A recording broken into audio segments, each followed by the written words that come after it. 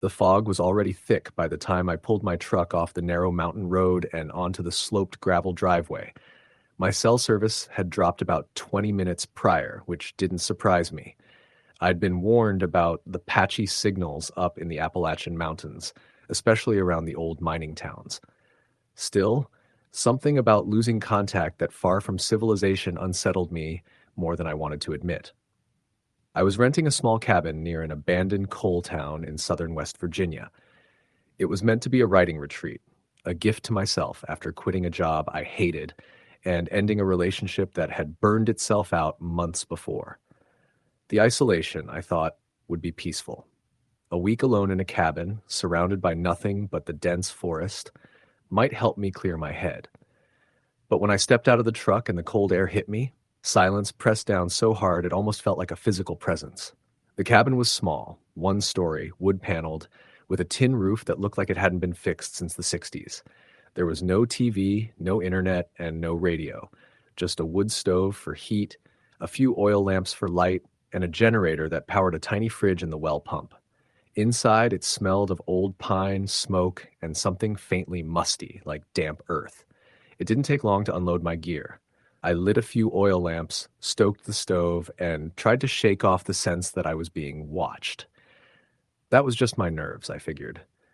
The mountains were alive with animal sounds and thick shadows. I'd heard it could feel eerie, especially to someone who didn't grow up in these parts.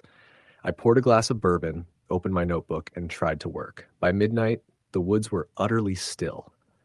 No birds, no wind, no rustling of squirrels, just the crackle of the stove. At some point, I thought I heard footsteps crunching in the gravel outside. I sat perfectly still, my pen freezing mid-word. The sound didn't come again, but I didn't sleep easily that night.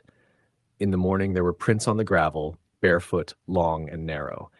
At first, I thought maybe a black bear or something had come close, but bears don't walk upright and barefoot. These tracks were human. I took a photo of them on my phone, knowing full well I couldn't upload or send it to anyone yet. I shook it off and spent the day hiking the nearby trails. The path behind the cabin wound up into the hills, passing under huge canopies of trees that were just beginning to shift into fall colors. At higher elevations, fog hugged the treetops, never fully lifting.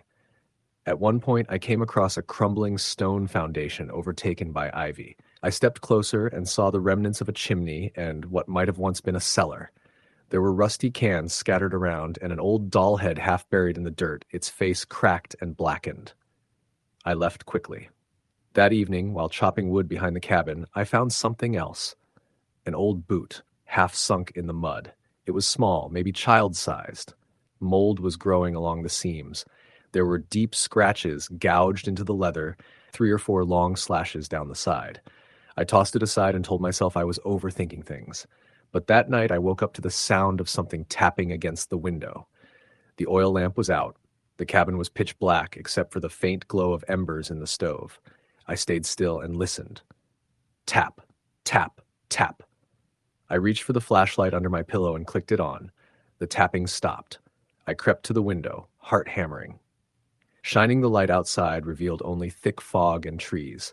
No sign of anyone, or anything. But I knew what I'd heard.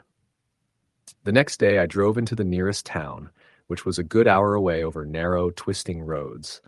I parked outside a general store that looked like it had been there since Prohibition and grabbed coffee and a sandwich. I struck up a conversation with the woman at the register, an older lady with deep lines around her eyes and the kind of permanent frown that life in a hard place carves into people. "You're staying up by Dawson Ridge?" she asked when I mentioned the cabin. "Yeah, just for the week. Know it?" She hesitated, then nodded.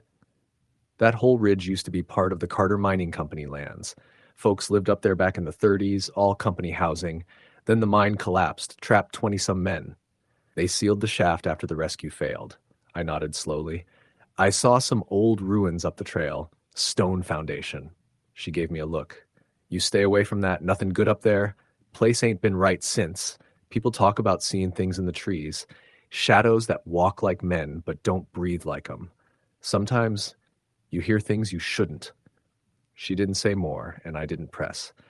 On the drive back, I kept checking the rearview mirror, certain I saw movement on the road behind me, just flashes in the mist. I told myself it was nerves, just stress and stories getting to me. But when I got back to the cabin, the door was open. I knew I'd locked it. Inside, nothing seemed taken. But the smell had changed. The whole place now reeked of damp earth and mold, like something had climbed up from the ground and sat in every corner. I checked every room, flashlight in hand, heart pounding in my ears. Nothing. And yet the feeling that I wasn't alone had never been stronger. That night, the tapping came again, this time from the door. Then, the back window. Then something heavy moved across the porch. Thump, drag, thump. I didn't move. I lay in the bed with the flashlight pointed at the ceiling and my body frozen. I told myself to wait till morning. Just wait, just wait. But around 3 a.m., the door creaked open. Not knocked. Opened. I'd bolted it. Footsteps, slow, wet, moving across the floor. I could hear them, squelching with each step, like someone soaked to the bone, dragging mud behind them. My breath stopped.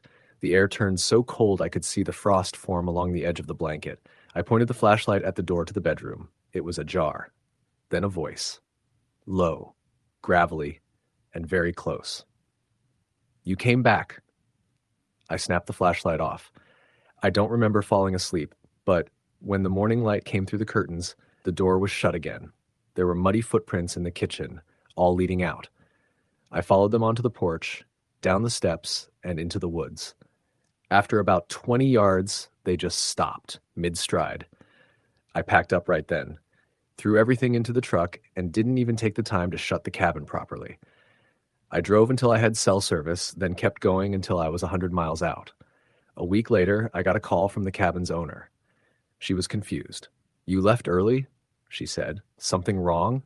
I paused, then told her someone had been breaking in, that I'd felt unsafe. She was silent for a moment. You should have said something sooner. We've had others say strange things. No one stays long. I asked if she knew the place's history. Oh, it's older than it looks. My father rebuilt it after the fire. Original one burned down in the 40s, I think. They found bones in the foundation when he dug it out. I didn't reply, just thanked her and hung up. I still have the photos on my phone, the boot, the footprints, the cracked doll head. I look at them sometimes when I want to convince myself I didn't imagine it, that it really happened. I haven't been back to the mountain since, but sometimes late at night when I'm alone, I still hear it. Tap, tap, tap. Story. The end. The mountain air was thin and crisp as Josh pulled his truck off the narrow winding road and onto the gravel drive of the old family cabin. It had been years since he'd last set foot on this land, years since he'd escaped the suffocating weight of small-town life in the Appalachian Mountains. The cabin was a modest, weathered structure nestled among towering oaks and maples, their branches still tinged with the orange and gold of early fall. Leaves crunched underfoot as he climbed out, the quiet around him dense, broken only by the distant chirping of birds and the rustle of wind through the trees. Josh's plan was simple. Spend the weekend alone, cut off from the world, clear his head. The stress from his job as a mechanic in town, the breakup with his girlfriend, and the constant noise of life was too much. The cabin had always been a refuge, a place where his grandfather had taught him to fish and where the stories about the mountain's darker side seemed almost to fade into the background. But as he approached the porch, he noticed the wood was swollen from rain, and the door's rusty hinges groaned when he pushed it open. Inside, the air smelled of damp wood and dust. A thick layer of cobwebs clung to the corners of the ceiling, and the fireplace held the remnants of last winter's fire, cold ashes and charred logs. Josh tossed his bag onto a threadbare armchair and looked around. The cabin was bare. The old kitchen table was scarred with years of scratches. The mattress in the loft was stained and sagging. But it was home. He started a fire in the stove, stacked wood from the pile outside, and opened the windows to let in fresh air. The sun was already dipping behind the ridge, casting long shadows across the forest floor. As darkness crept in, he settled on the porch with a bottle of whiskey, watching the moon rise slowly above the peaks. The silence was almost oppressive, but also comforting. Josh slept fitfully, waking several times to strange sounds, branches scraping the windows, a faint thump from the woods, the distant howl of a coyote. He told himself it was nothing, just nature's chorus in the mountains. Still, a subtle unease lingered in the back of his mind.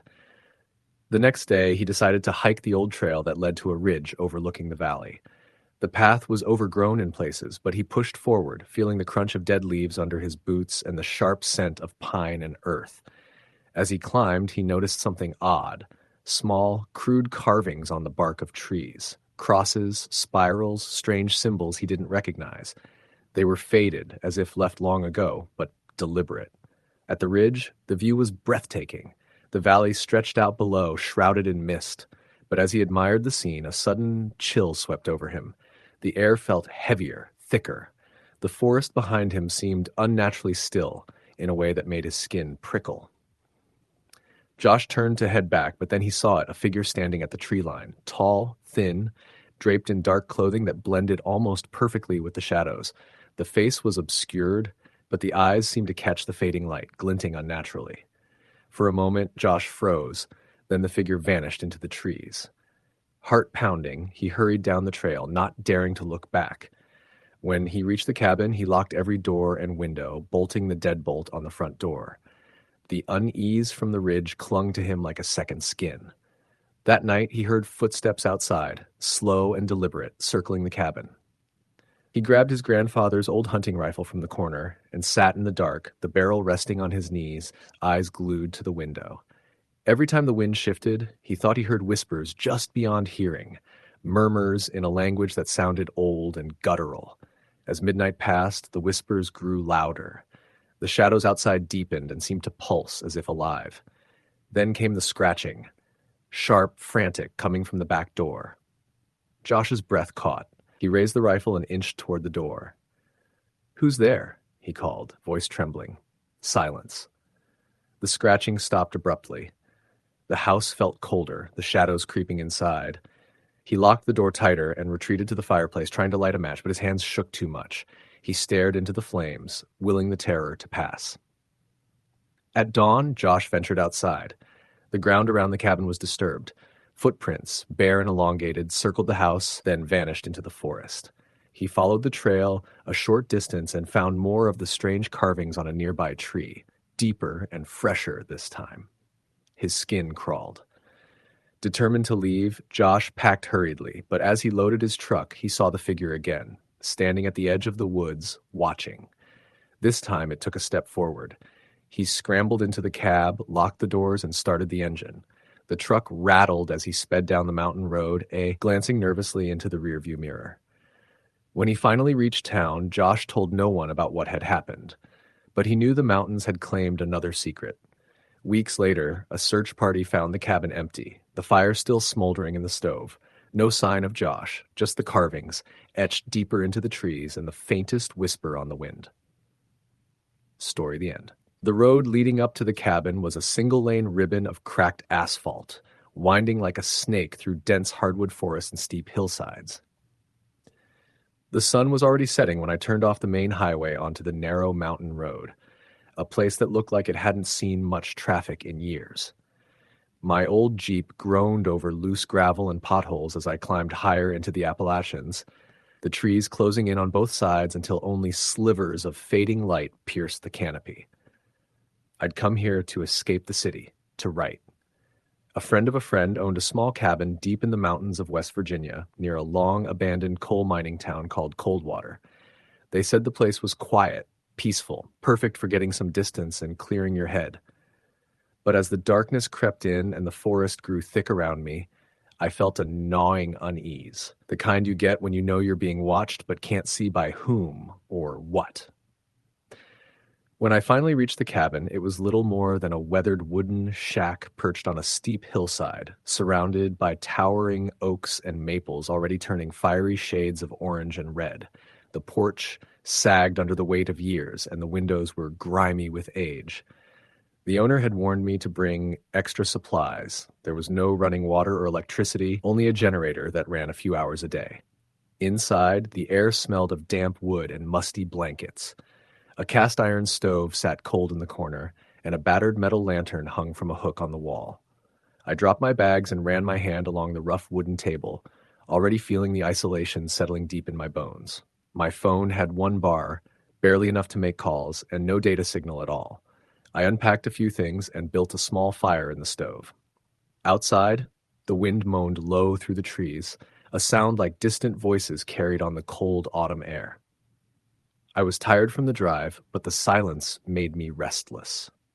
I pulled out my notebook and tried to write, but the words felt hollow, swallowed by the stillness. After a few hours, I went outside to stretch. The sky was darkening fast. The last light filtered through a thickening fog that rolled down the valley like a living thing. I could barely see the trail that led back toward the main road, and the forest was almost impenetrable at the edges. As I stood on the porch, I caught movement out of the corner of my eye, a shadow slipping between the trees. I whipped my head around, but there was nothing there, just the fog swirling thick and low. I told myself it was a deer or a raccoon, nothing to worry about. But my skin prickled, and I hurried back inside. The next day, I woke early and decided to explore the nearby ruins of Coldwater. The town had been a thriving mining community in the early 1900s until a devastating collapse shut down the mine and forced everyone to leave. Now only crumbling foundations and rusted machinery remained, swallowed slowly by vines and moss. I walked carefully through the remains, my boots crunching on broken glass and scattered bricks. The air was heavy with silence, broken only by distant caws of crows and the occasional snap of a twig underfoot. Near what was once the town square, I found an old wooden sign, half-rotted and barely legible. It read, "Remember Coldwater, home of the miners." I pulled out my phone to take pictures, but the screen flickered and went black. No signal, no power. I sighed, slipped it into my jacket, and kept moving. Deeper into the woods, I stumbled on a narrow, barely visible trail lined with weathered crosses made from sticks and scrap metal. Some had names scratched into them, others were blank. The ground around them was trampled like recent visitors had left offerings, coins, cigarette butts, even a faded photograph of a young boy with a solemn face. I paused, feeling a cold weight settle in my chest. The crosses looked like memorials, but who had died here? The mine collapse? Something else? The woods felt different here. Quieter, yet charged with an almost electric tension. As I turned to head back, I heard a soft whisper carried on the wind. It was unintelligible but unmistakably human. I stopped, listening hard. The whispering grew, overlapping voices murmuring just beyond comprehension, rising and falling like a chant. My heart hammered as I scanned the shadows between the trees. There was nothing visible, only the thick fog curling around the trunks like fingers. I hurried back toward the cabin, not daring to look behind. That night, I was jolted awake by a thudding noise on the porch, something heavy moving in the dark. I grabbed my flashlight and crept to the window. The beam caught a figure standing just outside, face obscured by a hood, still as a statue. My breath caught in my throat. The figure didn't move, didn't blink. Then, without a sound, it turned and vanished into the woods. I tried calling out, but my voice felt weak, swallowed by the night. The next morning, I found deep footprints in the mud outside the cabin. They led into the trees but didn't return. The prints were larger than mine, oddly shaped like a foot, but with elongated toes, almost claw-like. My skin crawled as I traced them. I wanted to leave right then, but the road was slick with rain and my Jeep was stuck halfway up the hill in a muddy rut. I had no choice but to wait. That afternoon I tried to keep busy, writing furiously by the stove.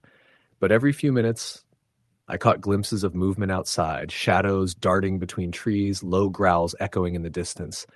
As dusk fell, the air grew cold, so cold my breath fogged in the cabin. I heard a slow scratching at the back door, like nails dragging along wood. I froze. The scratching grew louder, more frantic.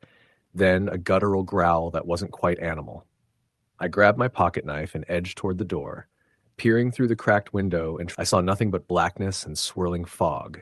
Suddenly, a pale face appeared pressed against the glass, gaunt, with hollow eyes sunken deep in their sockets. The mouth was twisted into a grotesque grin that revealed sharp, broken teeth. The face disappeared before I could react. I slammed the door shut and bolted it, my heart pounding in my ears. The rest of the night passed in terror. Every sound was amplified. The creaking of old boards, the howl of wind, the scraping and whispering just beyond the walls. At one point, the lights flickered as the generator sputtered to life on its own, then died. By dawn, I was a wreck. I spent the next day trying to dig the Jeep out of the mud, but a sudden downpour made the ground slick and unstable. I was trapped. That evening, the whispers came again, louder and clearer. They circled the cabin like a sinister chorus. Go back! Go back! You don't belong. I refused to listen. Around midnight, I heard footsteps in the attic above me. Slow, deliberate. I grabbed a hammer and climbed the ladder to the small hatch. The attic was empty, but scrawled across the rafters in what looked like dried blood were strange symbols, twisting, jagged shapes I couldn't decipher. A sudden chill washed over me. The air seemed to pulse. I slammed the hatch and ran down the stairs.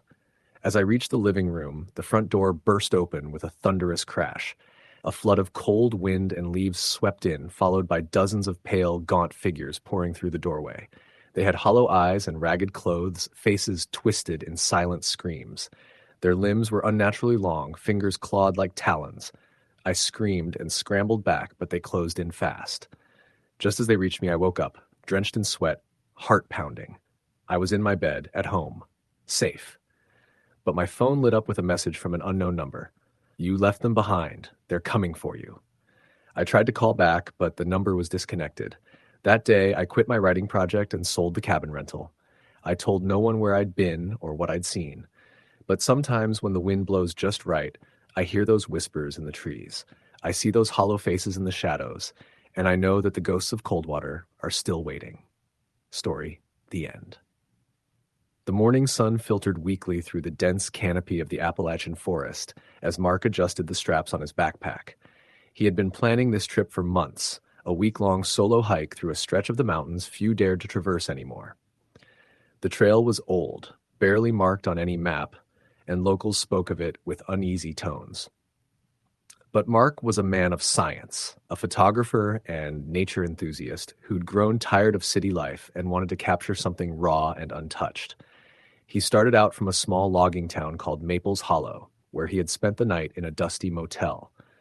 The owner, a grizzled man named Earl, warned him off the trail, mentioning stories about lost hikers and strange sightings. But Mark had smiled politely and said he was prepared. He had GPS, a satellite phone, bear spray, and a solid knowledge of the terrain. He would be fine. The trail started innocuously enough, winding through dense hardwood forests where the air was cool and smelled of earth and pine.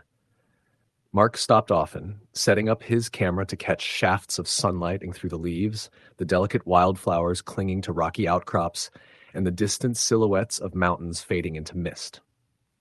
On the third day, Mark camped near a creek fed by a small waterfall. As he lay by the fire, the woods around him were unusually still. No bird song, no rustling of small animals in the underbrush. Even the water seemed to move quieter, as if muffled. He tried to shake off the feeling of unease, blaming it on isolation and fatigue. That night, as Mark drifted in and out of sleep, he was jarred awake by a soft knocking at the side of his tent. At first, he thought it was a branch, but the rhythm was deliberate. Slow, almost like someone tapping their fingernails on the fabric. Heart pounding, Mark grabbed his flashlight and unzipped the tent. The beam cut through the darkness, but there was nothing there. No footprints, no movement, just the thick forest swallowing all light and sound. The next day, as he packed up, he noticed something odd. Long, narrow footprints circling his campsite, pressed deep into the soft earth around the tent. They weren't human, too elongated, too wide, with splayed toes. Mark's skin prickled. The prints formed a perfect ring around his camp, stopping abruptly at the edge of the creek. He thought about telling Earl when he got back, but figured it might have been some strange animal. On the fifth day, Mark veered off the main trail, drawn by an old, crumbling stone chimney poking through the undergrowth. The foundation of what had been a cabin was barely visible beneath thick vines and fallen leaves. He set up his camera and took a few photos, but as he turned to leave, he spotted a narrow path leading away from the ruins, barely visible but definitely there. Curiosity pulled him forward. The path led uphill into a thicker, older part of the forest. The trees here were gnarled and twisted, their branches clawing at the sky. Mark's boots crunched on dead leaves, but the silence was absolute. No birds, no insects, no breeze. After about 20 minutes, he came upon a clearing. In the center stood a tall wooden pole. wrapped in strips of faded cloth and decorated with animal bones and rusted metal trinkets. The air was heavy with the scent of rotting leaves and something metallic. Mark felt a cold knot in his stomach. He raised his camera to take a picture, but suddenly felt a sharp prick on his hand. Looking down, he saw a thin black thorn embedded in his skin. He yanked it out, but a strange numbness spread from the wound. Behind him, something shifted in the shadows. He spun around, flashlight sweeping the clearing. Nothing. But then a low growl echoed through the trees. Not quite a wolf, not quite a bear. Something deeper, more guttural. Mark's breath caught. He turned and ran back the way he came. The forest seemed to close in on him. Branches snagged at his clothes. Roots rose like serpents from the earth. The growling followed, sometimes near, sometimes distant, always relentless. He stumbled into the old cabin ruins, panting, and fumbled for his phone. No signal. Hours passed. Exhausted, Mark lay against a moss-covered stone and closed his eyes. When he opened them, the sun was low in the sky. He made his way back toward the trail, stepping carefully over roots and rocks. Then he saw it. At the edge of the clearing near the trail, a figure stood watching him. It was tall, impossibly thin, with limbs like branches and skin the color of bark. Its face was a blank, smooth mask, save for two deep hollows where eyes should have been. Mark froze. The creature tilted its head, and the forest seemed to hold its breath. Then it spoke. Not with words, but with a rush of cold that slammed into Mark's mind like a hammer. He staggered back, heart racing, but the creature didn't move. It watched him as he scrambled to the trail and disappeared into the dusk. Back at the motel, Earl barely blinked when Mark told him what he'd seen. "That's the Wisp Walker," Earl said quietly. "Old mountain legend. Guardian of the forest. They say it takes those who disrespect the woods. You were lucky it only scared you off." Mark didn't sleep that night. He lay in bed, staring at the ceiling, his hands still numb from the thorn. The next morning, he packed his gear and started driving out of Maples Hollow. But as he crossed a narrow wooden bridge over a rushing creek, he looked out the window and saw something standing at the tree line. Tall, thin, branch-like arms reaching out, a face of bark and hollows. It watched him as he drove away. Mark never returned to the Appalachians. The photos on his camera were all blurred and dark, filled with shadows that didn't belong. He sometimes feels the numbness creeping back in his fingers and hears faint knocking at his windows on windless nights. And deep in the mountains, the Wisp Walker waits. Story the end. The summer I turned 27, I took a job working as a seasonal forest ranger in the Appalachian Mountains of eastern Tennessee. It was a chance to escape the city life in Nashville, to breathe mountain air and maybe get a few good stories for the bar if I survived the summer. I was assigned to a remote ranger station near the Nolichucky River, tucked deep in the Cherokee National Forest, where the trails wound tight through rhododendron thickets and ancient hardwoods, and the only sign of civilization was the faint buzz of a distant highway miles away. The first few weeks passed without incident. I learned the names of trees and rocks, memorized the maps, and made friends with a few locals who came in from the small towns, mostly old-timers who knew every inch of the mountain. One of them was Earl, an 80-something man with a weathered face and stories that stretched back decades. Earl warned me about the hollows and the old family cemeteries and how the mountains sometimes kept their own kind of justice. He didn't say much about the whisperers, but when I asked, he just shook his head and laughed nervously. "They don't bother folks who don't bother 'em," he said. One evening, about a month into the job, I was patrolling the upper ridges near a place called Greasy Creek. It was named for the oily sheen that sometimes appeared on the water after heavy rains, or so I'd heard. The sun was setting behind the mountains, painting the sky with streaks of orange and purple. The air cooled rapidly, and the woods started to hum with cicadas and the distant calls of owls. I was making my way down an old logging trail, flashlight in hand, when I heard it, a soft rustling from the brush off to my right. I froze, heart pounding. A rabbit? A deer? I shone the light but saw nothing, just the swaying branches and the shadows playing tricks. Then I heard it again, a whisper, barely audible, like someone saying my name. "Jake. Jake." The voice was thin, breathy, and filled with a sorrow I couldn't place. I called out, "Hello? Who's there?" But my voice sounded small and unsure. The whisper stopped, and silence fell heavier than before. I told myself it was the wind or an animal, but the feeling stayed with me as I hurried back to the ranger station. That night, I barely slept. The cabin creaked and groaned, and every little noise sent me bolting upright. I kept my flashlight close, the beam steady on the dark corners of the room. Around midnight, the whisper came again, this time outside the window. I pressed my ear to the glass and heard my name carried on the wind, sad and distant. The next day, I mentioned it to Earl, hoping for some kind of explanation. Whisperers, he said grimly. Old spirits, mostly. Folks who died here long ago, sometimes under bad circumstances. They get restless. They want to be heard, remembered. I nodded, trying to sound like I believed him. Later, I learned that the area was once home to a small logging community, abandoned after the Great Depression, and that there were several unmarked graves scattered in the hollows. Over the following week, the whispers grew louder, more frequent. Sometimes they called my name softly from the trees. Other times, I'd hear voices arguing, crying, or even laughing, only to vanish when I looked directly at them. At night, footsteps echoed outside the cabin, pacing and scraping, but when I checked, no one was there. One night, unable to take it anymore, I decided to hike out to the old cemetery Earl had mentioned. He'd told me it was near the top of the ridge, behind a thicket of mountain laurel. The moon was high and full, casting an eerie silver light over the landscape.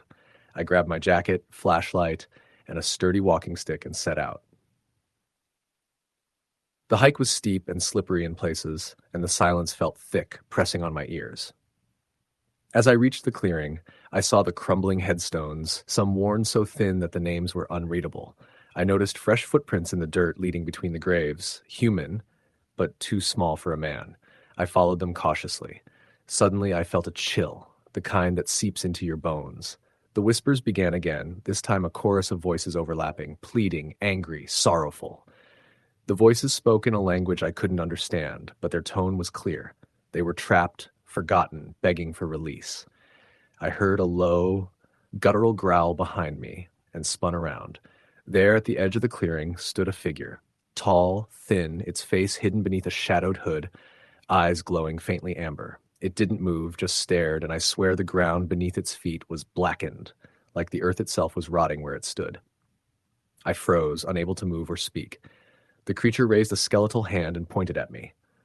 The whispers turned into a scream, deafening and piercing. I felt my knees buckle and stumbled back, falling hard on the rocky ground. When I looked up, the figure was gone, and the clearing was silent again. The moonlight revealed an old, half-buried wooden box near the base of a tree with strange symbols carved into the lid. Against my better judgment, I opened it. Inside lay a handful of bones, small, delicate, and a faded photograph of a family, all smiling, dressed in early 1900s clothes.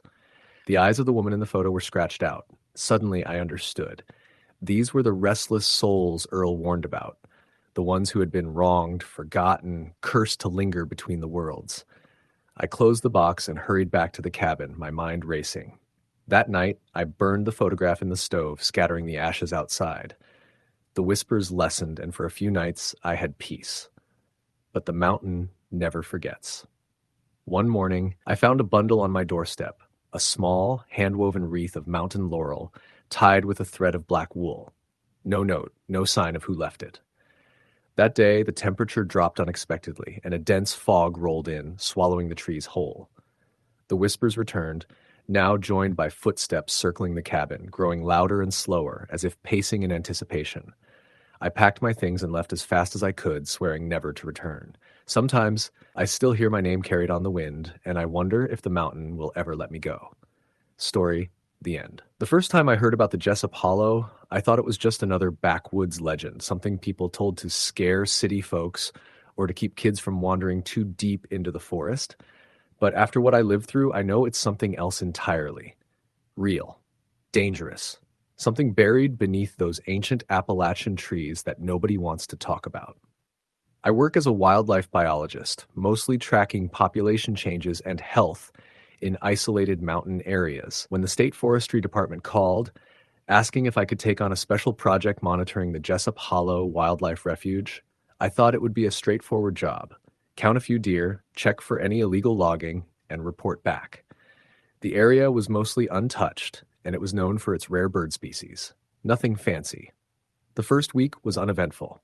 I camped near the edge of the hollow, setting up cameras and doing transect surveys. The forest was thick, and the air was always damp with that distinctive mountain chill, even in summer. I liked the isolation at first. The only sounds were the wind through the pines and the occasional call of a barred owl. But the further I ventured into the hollow, the more I felt like I was walking into a trap. One evening, while sitting by my campfire, I heard footsteps crunching just beyond the tree line.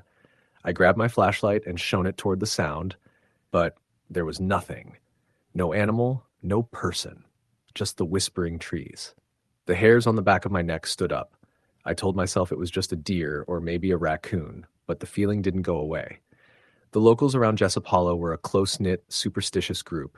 When I stopped in town for supplies, an old man at the general store gave me a hard look and said, "Best stay out of the hollow after dark. Things there don't like visitors."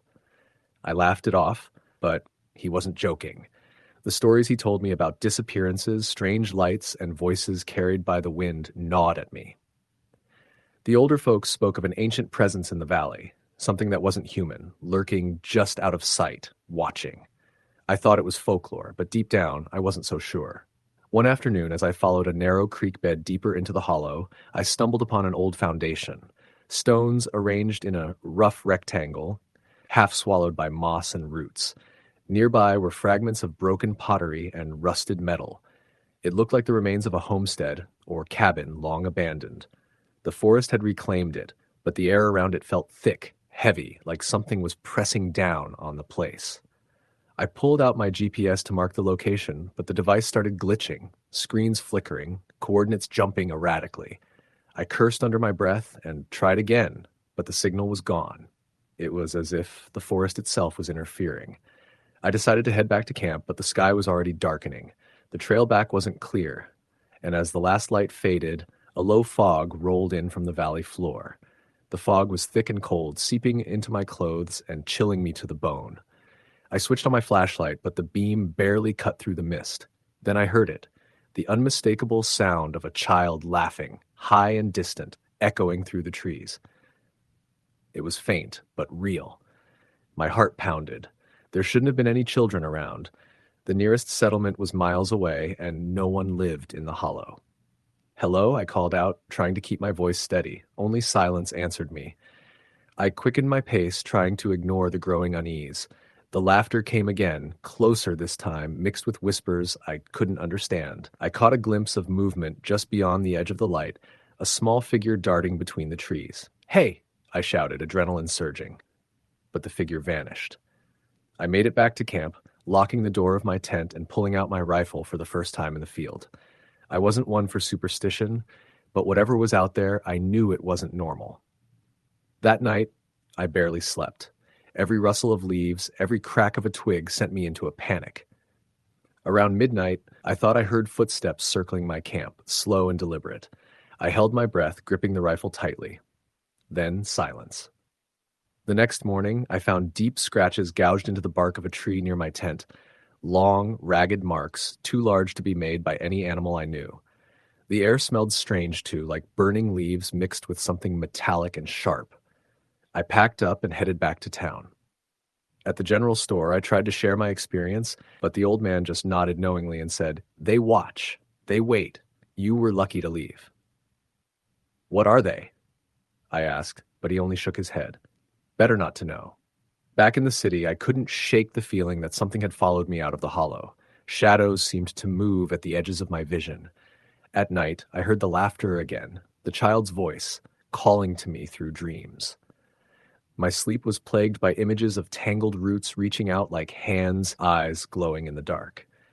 Determined to understand, I dug into the history of Jessup Hollow. The land had been inhabited by a small community in the early 1800s, but all records mysteriously stopped around 1825. Some said the settlers vanished overnight. Others whispered of curses and dark rituals meant to protect the land from outsiders. One old journal I found mentioned the watchers beneath the trees, creatures born from sorrow and anger, trapped between worlds. They lured the living into the hollow, where they would disappear without a trace. I never went back. But sometimes, late at night, I hear the laughter again. It's a reminder that some places in the Appalachians are more than just forests. They're gateways to something older, darker, and utterly unforgiving. Story the end. The Appalachian Mountains stretch long and slow, folding into each other like the pages of a well-worn book. They hold stories, some old, some whispered, some better left forgotten. I learned that the hard way. I was a city guy, born and bred in Atlanta. When my uncle passed away, he left me a small cabin deep in the Tennessee Appalachians. Nothing fancy, just a rough log cabin with a rusty metal roof and a porch that sagged in the middle. It sat on the edge of a small valley that's surrounded by thick hardwood forests that seemed to breathe with their own life. I was 26 and saw it as an escape, a place to disconnect from the rat race and maybe write the novel I'd always dreamed about. The first few weeks were bliss. Mornings with thick coffee and thick fog rolling over the hills. Afternoons spent hiking and fishing in the clear streams. Evenings by the fire, under stars so bright, they felt like they were watching you. The locals in the nearby town were sparse and cautious, but polite enough. They'd tip their hats and give a nod, but didn't volunteer much conversation. Something about the way they looked at me, like I was trespassing in their world. One of the older men, a miner named Clyde, gave me a warning the first day I arrived. We met at the local store, and he was stocky with a weathered face and coal-blackened fingernails. "Be careful on the old Hollow Creek Trail," he said, his eyes narrowing. "That path's got a long history. People don't talk about it much anymore, but it's trouble, mark my words." I laughed it off. "I'm just hiking, not ghost hunting." He gave a dry chuckle. "Some things out there don't care what you think." Days went by, and nothing out of the ordinary happened. Then came the nights. The first night, I heard the calls, soft, almost melodic, drifting in from the forest. At first, I thought it was an owl or some animal, but the sound was too deliberate. Like someone singing a lullaby, but in a language I couldn't understand. It had a strange rhythm, almost like a chant. I told myself it was my imagination. On the third night, the temperature dropped suddenly, and a thick mist rolled into the valley, swallowing the cabin. Through the fog, I saw flickering lights moving just beyond the tree line, too low to be stars, too erratic to be fireflies. They danced slowly, weaving between the trees. Curiosity pulled me outside despite the chill. As I stepped onto the porch, the lights vanished. The forest was silent except for the crunch of leaves beneath my boots. I called out, "Hello?" My voice felt small and fragile. No answer. The next day, I hiked the Hollow Creek Trail. It was overgrown, the path barely visible. I noticed strange carvings on the trees, symbols that looked like a mix of crosses and spirals, etched deep into the bark. I took pictures, thinking they might be Native American or old miner marks. Hours into the hike, the trail split, but neither path looked familiar. I felt disoriented. Then I heard it.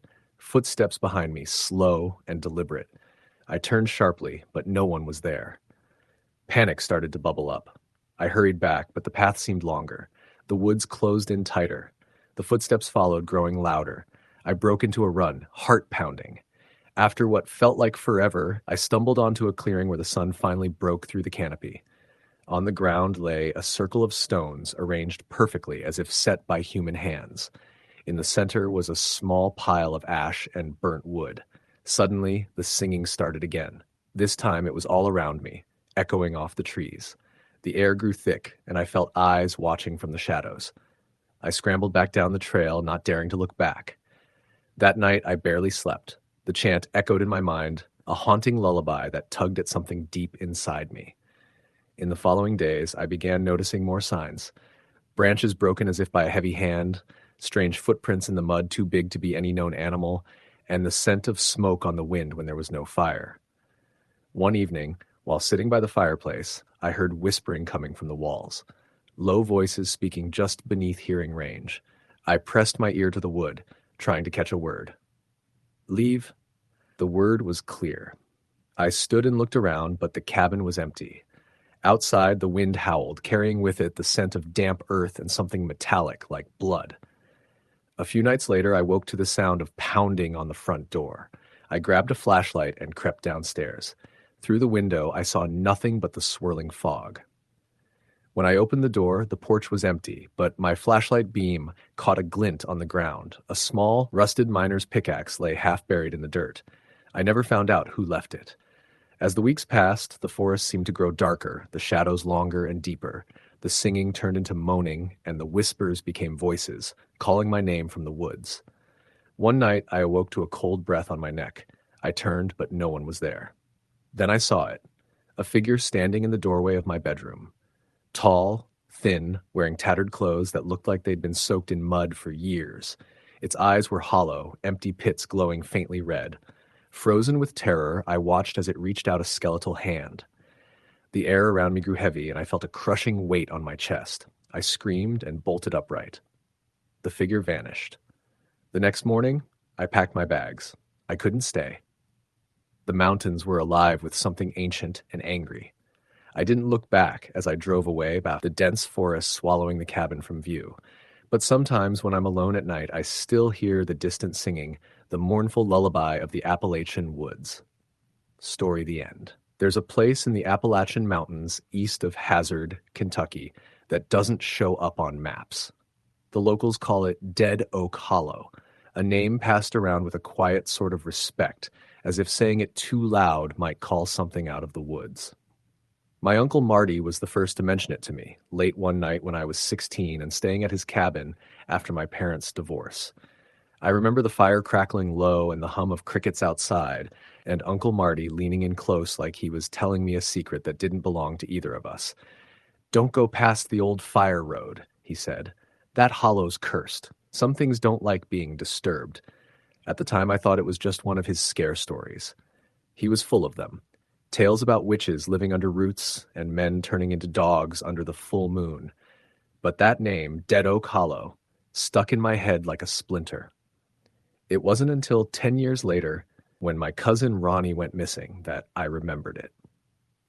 Ronnie and I hadn't been close since high school, but when I heard he disappeared while out trail running near Carfork Lake, I drove down from Lexington to help with the search.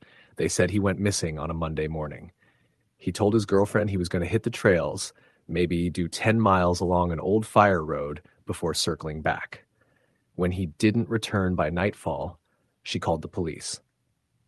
They found his truck parked neatly near an old ranger station, keys still in the ignition. No sign of struggle, just gone. I met up with Uncle Marty that night. He was older, face sagging like wet paper, eyes more haunted than I remembered. He barely looked at me before saying, "He went into the hollow. I know it. Damn fool." I told him he sounded crazy, but the words didn't come out strong. Something about the way the air felt, the unease in my gut, it made me feel 16 again, afraid of stories by firelight. I joined the volunteer search team the next morning. We combed the hills, shouting Ronnie's name until our voices cracked. On the third day, one of the dogs picked up a scent deeper in the woods, near an old path that didn't look like it had seen boots in decades. We followed, stepping over fallen logs and ducking under moss-heavy branches. The trail curved and narrowed, the trees growing dense and twisted. Every now and then, someone would swear they heard something, footsteps just behind them, a whisper that faded as soon as you turned. That night, I stayed up drinking with a few of the other volunteers. One of the older men, Dale, leaned over and asked if I'd ever heard of Dead Oak Hollow. I nodded, and he went quiet for a long time before saying, "They don't come back, son, the ones that go too deep. Not in one piece anyway." On the fourth day, I made a decision. I went back to the Fire Road Trail by myself before sunrise. Armed with a flashlight, a bottle of water, and a hunting knife, I stepped off the path where the dog had last caught Ronnie's scent. The woods were heavy with silence, like the air itself was listening. I followed a narrow depression in the ground that looked like it used to be a path, overgrown with years of moss and vine. About 2 miles in, I came across the remains of an old cabin. The wood had turned gray with rot, the roof caved in like a collapsed lung. I should have turned back then, but I couldn't. I don't know if it was guilt or something else, some pull that made my legs keep moving. I stepped inside the cabin. The air shifted immediately. It was colder inside, despite the summer heat. Dust hung in the air like breath. On the floor, half covered in leaves and debris, was a small leather-bound journal. The cover was cracked with age, the name John W., etched faintly into it. I flipped through it. Most of the pages were illegible, smeared with moisture or torn, but a few words jumped out. Voices, circle, not alone, and do not look directly. I pocketed the journal and stepped back out, heart hammering. That's when I saw the tree. It was massive, twisted, and dead, standing in the middle of the clearing like a corpse with arms outstretched. Its bark was black, and not just from rot. It looked burned, scorched deep into the wood. Around the base, the earth was bare. No grass, no roots, just dirt packed tight as stone.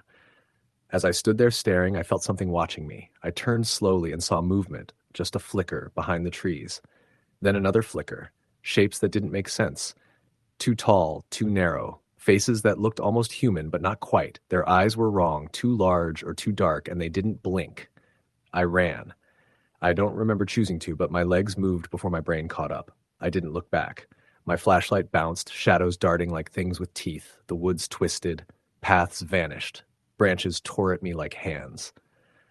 When I finally burst out near the ranger station, lungs raw and bleeding from a dozen cuts, the sun had long since set. I staggered back to town, shaking and wild-eyed. They said I must have gotten turned around, imagined things in the dark. But Uncle Marty believed me. He showed me his own journal, one he'd started after a trip into Dead Oak Hollow back in the 80s. He said he and two friends went exploring after hearing stories from their grandfather. They'd found the same tree, the same scorched earth, but only he came back.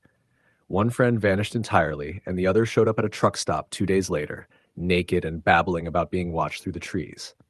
He hung himself a month later. I asked why he never told the police. He said, "You think they'd believe a story like that? They'd lock me up." I went back to Lexington after that, but something changed in me. I started dreaming of the hollow. In my dreams, the tree moved. I'd see Ronnie standing under it, eyes black, lips stitched shut. I started getting phone calls at night. When I'd answer, there'd be nothing but wind. Sometimes I'd hear my name whispered, so faint I couldn't tell if it was real. Then, about 3 weeks after I got home, a package arrived. No return address. Inside was a single Polaroid, grainy and faded. It showed the black tree, and standing beneath it, arms at his sides, was Ronnie. His face was pale, too pale, like he hadn't seen the sun in years. But his eyes, they were pleading. I took the photo to the police. They said it was probably faked. When I pressed, they told me to drop it. "You're not helping anyone," the officer said. I started reading more about the region, about the coal towns that vanished overnight, the missing persons cases that never made it past local news, the whispers about burial grounds and old rites long forgotten. Dead Oak Hollow wasn't just cursed, it was hungry. I went back one last time. This was 2 years ago. I left a note with my neighbor, told her to call the police if I didn't return in 3 days. I brought a compass, satellite phone, flares. None of it mattered. I don't know how long I was in there. The forest bends time. You walk for hours and end up where you started, or worse, somewhere you shouldn't be. I found the tree again, but this time I didn't run. I walked up to it. I knelt in the dirt. I whispered my cousin's name, and something answered. I can't describe what I saw. Words don't work. But I felt Ronnie. I felt his pain, his terror. I saw things in flashes. Rituals in the dark, bone charms hanging from branches, a circle of fire deep underground. I woke up in my car, parked neatly by the ranger station. My clothes were clean. My watch said I'd only been gone a few hours. But when I looked in the rearview mirror, my hair had gone completely gray. Since then, I haven't gone back. I sold my house and moved west. But I still have the journal and the Polaroid. And some nights, I swear, I hear the wind call my name, just like it did in that hollow, as if whatever lives there remembers me. I think about Ronnie all the time. I think about what I saw. And I wonder how many others have wandered too far down the trail, looking for answers they'll never be allowed to bring back. Dead Oak Hollow doesn't just take people, it keeps them, changes them. And now that I've been there, I know I'm not really free either. Story the end. The sun was just dipping behind the rolling ridges of the Appalachian Mountains when Mark wheeled his beat-up Jeep off the narrow road and onto the gravel driveway of the old family cabin. He hadn't been back here since he was a kid, maybe 10 years ago, when his grandfather was still alive to show him the woods and tell stories about the mountains. Now the place felt smaller, worn by time and neglect. like it was holding its breath. The weathered logs, darkened by rain and moss, the sagging porch roof, the rusted hinges on the door, they all spoke of years without care. Mark had escaped the city, the stress of his job and the strain of a recent breakup. The plan was to spend a few days alone, disconnected, and try to figure out what he really wanted. The mountains had always called to him, and this cabin was his last tether to a simpler life. Inside, the smell of damp wood and old smoke wrapped around him like a memory. Dust motes floated in the fading light, filtering through grimy windows.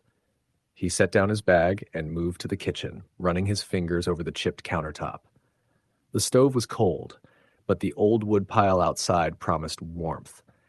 He made a fire and settled into the creaky armchair with a beer, listening to the quiet, no cars, no phones, just the distant rustling of leaves and the occasional call of a bird.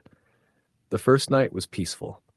Mark fell into a deep sleep, lulled by the crackle of the fire and the mountain silence. But as the hours passed, that silence turned heavy, almost suffocating. He woke suddenly to a faint scraping at the window. He sat up, heart pounding, eyes searching the dark. Nothing, just shadows dancing in the firelight. He told himself it was a branch or an animal. Sleep finally took him again. Morning came gray and misty, with fog weaving through the trees like ghostly fingers. Mark stepped outside to stretch and noticed strange symbols carved crudely into the bark of the old oak tree near the porch, circles and lines he didn't recognize. They looked fresh, the wood still raw and oozing sap.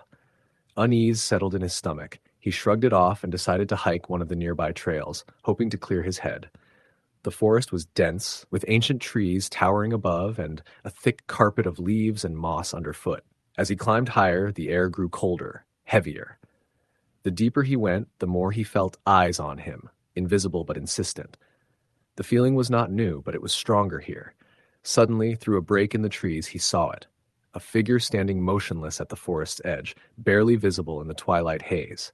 Tall, thin, wrapped in tattered dark clothes that blended with the shadows. Its face was pale and gaunt, eyes sunken and black. Mark's breath caught. When he blinked, the figure was gone. He turned quickly and hurried back to the cabin, heart hammering. He locked the doors and windows, barricading himself inside. That night, the scratching began, soft at first, like fingernails dragging along the wood siding, then louder, circling the house. The whispering followed, low voices speaking in a language he couldn't understand, rising and falling like the wind itself. Mark sat by the fire, clutching a heavy flashlight, his eyes darting from window to window. The lights flickered, casting eerie shadows that seemed to move on their own.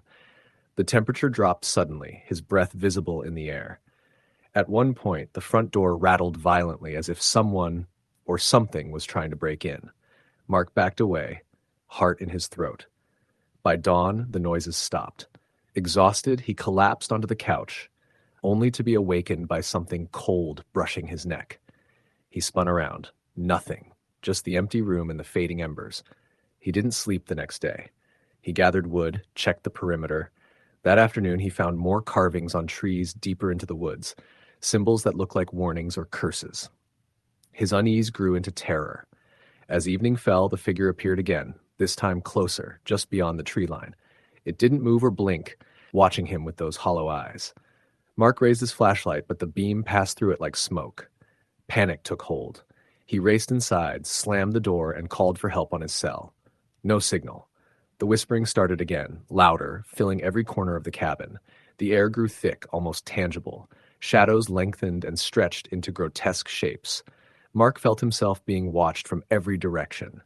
Then the power cut out. In total darkness, he heard footsteps coming up the stairs to the loft. They were slow, deliberate. He clutched the flashlight, fumbling to turn it on, but it flickered weakly. A cold breath grazed his ear. A voice barely audible whispered his name. He screamed. The next morning, the cabin was quiet and empty. The fire was cold. No sign of Mark. Locals say the mountains keep their secrets, and those who stay too long sometimes vanish without a trace. Story the end. The road had narrowed so much I was certain I couldn't be on the right path. My GPS blinked. No signal again. The little dot marking my location stranded somewhere deep in the Appalachian wilderness. I gripped the steering wheel tighter, sweat beading on my brow despite the chill of early October. The trees pressed in close on either side, maples and oaks aflame with autumn color, but the thick shadows between the trunks felt like something darker, watching. I was headed to a cabin a friend had rented for me as a gift, an old family retreat left unused for years near a long-abandoned coal mining town called Hazel Branch, nestled in a hollow the locals didn't often speak about. I wanted to get away from everything: work, noise, the city. I wanted silence, fresh air, and time to write. But as I crept along the winding mountain road, the silence felt like a weight pressing down on me. The dirt driveway appeared suddenly, veering sharply off the road, almost hidden under fallen leaves and pine needles. I eased my beat-up truck down the slope, the tires crunching on gravel mixed with mud. When I reached the cabin, I noticed how small and worn it was. The wood was gray and splintered, the porch sagging, the windows clouded with grime. The wind whispered softly through the surrounding forest, carrying a faint, musky smell that made my stomach tighten. I parked and got out, pulling my jacket tight against the cold. The sun was already dipping behind the ridges, throwing long shadows across the valley below. I unlocked the door and stepped inside. The cabin was dark and musty, but not unpleasantly so. The smell of old pine and smoke lingered in the air. I flicked on the old kerosene lamp on the table and set my bags down. No electricity, no running water, no cell service, just the dense forest pressing in on all sides. That first night, I lit the stove and tried to write, but the silence was nearly suffocating. Outside, the forest was alive with the sound of rustling leaves and distant hoots of owls. But sometimes, underneath that, I thought I heard something else. Soft footsteps on the porch, a faint tapping on the window. I checked both, but there was nothing there. I told myself it was the wind. The next morning, I explored the woods around the cabin. The trail twisted through thick underbrush, opening now and then to patches of moss-covered stones and broken tree limbs. I found what looked like an old stone foundation hidden beneath ferns and fallen leaves, the remains of a house long reclaimed by the forest. Nearby, the soil was disturbed as if freshly dug. I knelt and brushed away dirt, revealing what looked like a rusted metal locket half buried. I pocketed it, thinking it might be a forgotten keepsake from someone who once lived here. As the sun climbed higher, the woods grew strangely silent. No bird song, no buzzing insects, just the oppressive quiet that made the hairs on the back of my neck stand up. I called out, but my voice seemed to get lost among the trees. That evening, the tapping returned, this time at the back door. I sat frozen, heart hammering, watching the lantern's glow dance on the weathered wood. A shadow shifted just beyond the glass. I whispered, "Who's there?" But only the wind answered. Sleep didn't come easy. I dreamed of eyes watching me from the dark woods, of hands reaching out from beneath the earth. On the third day, I decided to hike down to the ruins of Hazel Branch, the town that had been abandoned after a mining accident decades before. The locals I'd spoken to in the nearest village had warned me to stay away. The woods keep their own secrets, they said, but I was stubborn. The trail to Hazel Branch was barely visible, tangled with brambles and fallen trees. The deeper I went, the heavier the air felt, thick with moisture and decay. When I reached the town site, I found shattered buildings half swallowed by vines and moss. Rusted tools lay scattered on the ground. An overturned wheelbarrow leaked oily water into the earth. I stumbled across a small cemetery hidden behind a thicket. The wooden crosses were worn and broken, some leaning precariously. One grave was freshly covered with dirt, the soil still soft. A handful of stones formed a circle around it. I looked up and felt eyes on me. Turning quickly, I saw a figure standing at the edge of the trees, an old man in ragged clothes, his face lined with years of hardship. He didn't speak, but nodded toward the cabin before disappearing into the forest. That night, back at the cabin, the temperature dropped sharply. Frost gathered on the window panes, and my breath came out in white clouds. The tapping returned, louder and more urgent. This time I swore I heard voices murmuring just beyond the door. I didn't open it.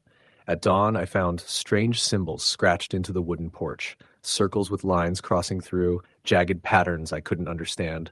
The locket I'd found had twisted into something unrecognizable in my pocket, the metal blackened and cold. I packed my things and left, the forest seeming to close in behind me. Years later, I learned Hazel Branch had been the site of a tragic mine collapse in the early 1900s. Over 50 men had died, many buried alive, their bodies never recovered. The town had been abandoned overnight, swallowed by the forest and the weight of grief. I still have the locket, though I never opened it. Sometimes late at night I hear tapping on my window, soft, insistent. And when the wind blows just right, I swear I can hear whispered names carried from the mountains. Story the end. The sun had just begun to dip below the jagged ridges of the Appalachian Mountains when Tyler pulled his truck off the narrow dirt road and into a small clearing. The air was thick with the scent of pine and damp earth, the last warm light filtering through the towering trees. Tyler had been coming to this stretch of the mountains every summer since he was a kid, first with his family, then with friends, and now mostly on his own. It was a place where the noise of the world faded, replaced by the steady rhythm of wind and wildlife. This summer, though, was different. The usual group he camped with had backed out, citing busy schedules and other commitments, leaving Tyler to face the wilderness alone. He told himself it didn't matter. He liked the solitude. In fact, he welcomed it. He wanted to clear his head, get away from the constant hum of emails, phone calls, and deadlines. A week of nothing but the wild. As he set up his tent near a small stream, Tyler's mind drifted back to something an old man in the nearby town had told him just that morning.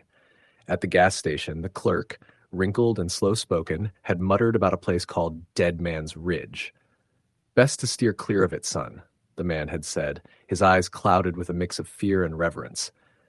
"Old ghosts don't like visitors." Tyler had chuckled. Dead Man's Ridge sounds like a tourist trap story. The clerk didn't laugh. You might think that now, but some stories are born from truth. That afternoon, Tyler explored the trails around his campsite, camera slung over his shoulder. The forest was alive with the sounds of birds and rustling leaves. He found an old iron gate rusted shut, half covered in moss and vines. Peering beyond, he saw a narrow path that seemed to climb steeply up the ridge. The sign was weathered and faded, barely legible, but Tyler could just make out the words Dead Man's Ridge carved into a wooden post. His curiosity sparked. He decided to follow the path the next morning. The ascent was tough. The trail was steep and rocky, the trees growing sparse as he climbed higher. The air grew cooler, sharper, carrying the faint smell of smoke and something else, something metallic and sour. Halfway up, Tyler spotted a small clearing. In the center was a pile of stones arranged like a cairn, but unlike the neat, purposeful stacks hikers made, these stones looked haphazard, as if thrown down in frustration or fear. Around the cairn lay scattered remnants, broken glass bottles, charred wood, and what appeared to be scraps of torn fabric. Tyler knelt, brushing away dirt and leaves, and noticed scratches on the stones, deep, erratic gouges that looked almost like claw marks. A shiver ran down his spine, but he pushed it aside. Just old damage, probably animals or weather. Still, he took a photo of the stones and moved on. As he continued upward, the forest grew unnervingly silent. No bird song, no rustle of small animals, just the crunch of his boots on gravel and the steady thump of his heartbeat. Near the top, he stumbled onto an old dilapidated cabin. Its wooden walls were blackened and warped, the windows shattered and dark. Smoke curled faintly from the chimney, though no fire was visible. A chill settled over Tyler. He called out, "Hello!" No answer. Inside, the air was stale, heavy with decay. Scattered papers lay on a rotting table, yellowed and brittle. Tyler's light flickered over a crude map marked with circles and crosses and a name scrawled in faded ink, Harlan. He pocketed a piece of the paper, a torn page filled with frantic notes and symbols. As he turned to leave, a sudden noise made him freeze. The soft creak of floorboards behind him. Tyler's breath hitched. "Who's there?" No response, but a shadow flickered at the edge of the room. He backed toward the door, heart pounding, then fled the cabin. Outside, the sun was setting fast, painting the sky in bruised purples and fiery reds. On the way down, Tyler's footsteps slowed as a thick fog rolled in, curling between the trees like fingers. The path seemed to twist and shift beneath his feet. Then he heard it. A low moan carried on the wind, distant but unmistakable. A human sound, sorrowful and raw. Tyler quickened his pace, but the moan grew louder, closer. Branches snapped, leaves rustled violently, and suddenly he was no longer alone. Something moved just beyond his vision, a figure tall and thin, draped in ragged clothes stained dark. Its face was pale, eyes hollow pits glowing faintly in the dim light. Tyler froze, rooted by a mix of terror and disbelief. The figure lifted a hand, pointing a crooked finger at him. Then it vanished. Panting, Tyler ran the rest of the way to his camp, collapsing into his tent. His hands shook as he fumbled for his phone, but no signal. That night, the forest around his camp was alive with whispering winds and eerie sounds. The moan returned, closer now, circling his tent like a predator stalking prey. Sleep refused to come. When dawn broke, Tyler packed his gear in silence. The mountain had changed overnight, as if the darkness had settled into the trees and soil. As he drove away from Maples Hollow that morning, he glanced in the rearview mirror. In the rear window of his truck, for just a moment, he thought he saw the pale figure watching from the tree line, its hollow eyes fixed on him. Tyler never returned to the Appalachian Mountains, but sometimes in the quiet of the night, he hears the low moan carried on the wind, and he wonders if the mountain is still watching him, waiting for him to come back. Story the end. The road twisted and turned like a serpent through the Appalachian Mountains, each bend revealing thick forests that stretched like a green ocean toward the horizon. I'd always loved this part of Tennessee, the way the mist clung to the ridges in the early morning, the smell of pine and damp earth, and the soft calls of unseen birds. It was peaceful, sure, but there was a part of me that never quite felt at ease here. Maybe it was the old stories, passed down from locals, about the hollows where no one dared linger after dark. I'd come to the mountains to work a summer job as a field researcher, studying the local wildlife populations for a university grant. My base camp was a rundown cabin someone had left behind decades ago, tucked into a remote hollow near the small town of Irwin. The place was barely holding together. Its roof sagged, the floorboards creaked, and the walls bore deep scratches like claw marks. But it was shelter, and I needed to be close to the field sites. Besides, I figured I'd only be there a few weeks. The first days were uneventful, marked by long hikes along narrow trails and evenings spent cataloging animal tracks by lantern light. The forest seemed alive but benign, except for the odd sensation that something watched me from the shadows. I chalked it up to nerves and the quiet isolation. On the fifth night, the air grew thick with fog. I was lying awake, listening to the wind whisper through the trees when I first heard it, faint at first, barely audible. It was a rhythmic tapping, like someone knocking slowly on wood. I got up to check the door. The latch was secure, and nothing was outside but the swirling mist. The sound stopped as suddenly as it had started. The next day, I told the town's old storekeeper about it. He was a wiry man named Henry, his skin leathery and tanned from years in the sun, eyes sharp and wary. "That knocking," he said quietly, lowering his voice. "Folk round here call it the devil's rap. Comes before bad things happen. Some say it's the woods warning you." I laughed it off, but a chill ran down my spine. That evening, just as the sun was setting, I set out to collect water samples from a stream a few miles away. The trail led me past an old cemetery, overgrown with weeds and brambles. The headstones were weathered and broken, names eroded beyond recognition. A lone, crooked tree grew near the center, its branches tangled and bare like skeletal fingers clawing at the sky.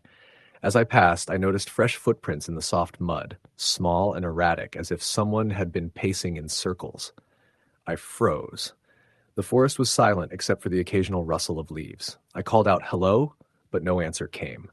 Something felt wrong. I hurried on, but the feeling of being watched intensified.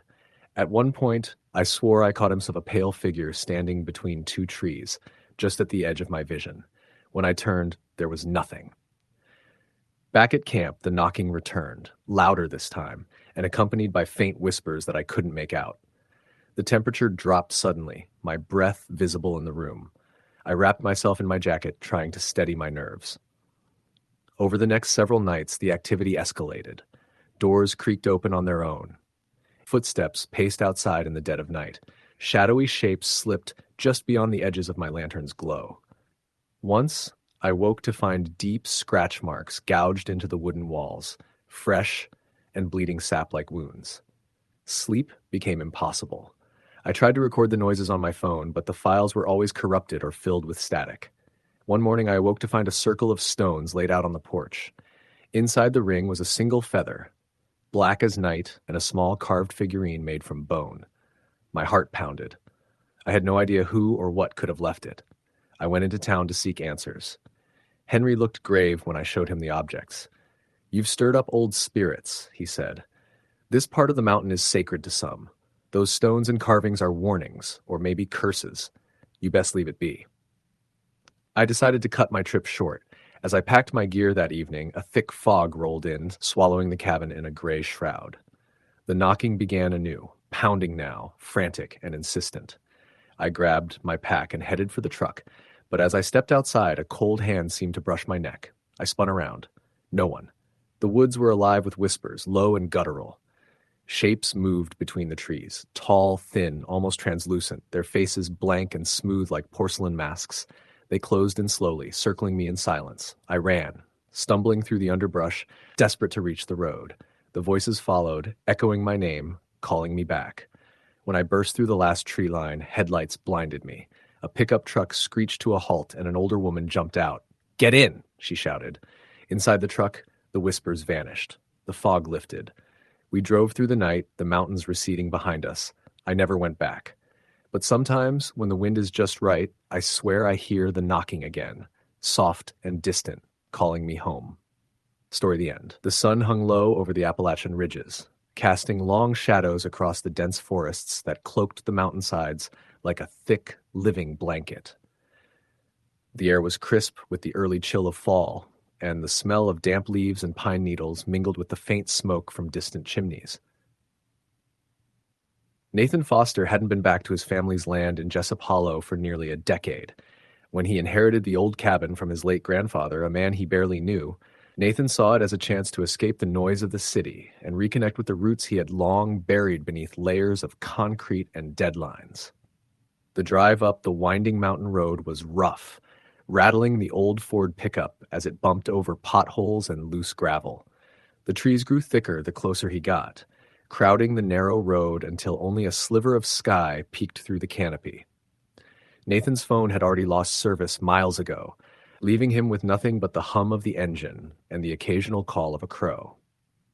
When he finally pulled into the small clearing where the cabin sat, the late afternoon sun filtered through the rust-colored maples, dappling the weathered wood of the house.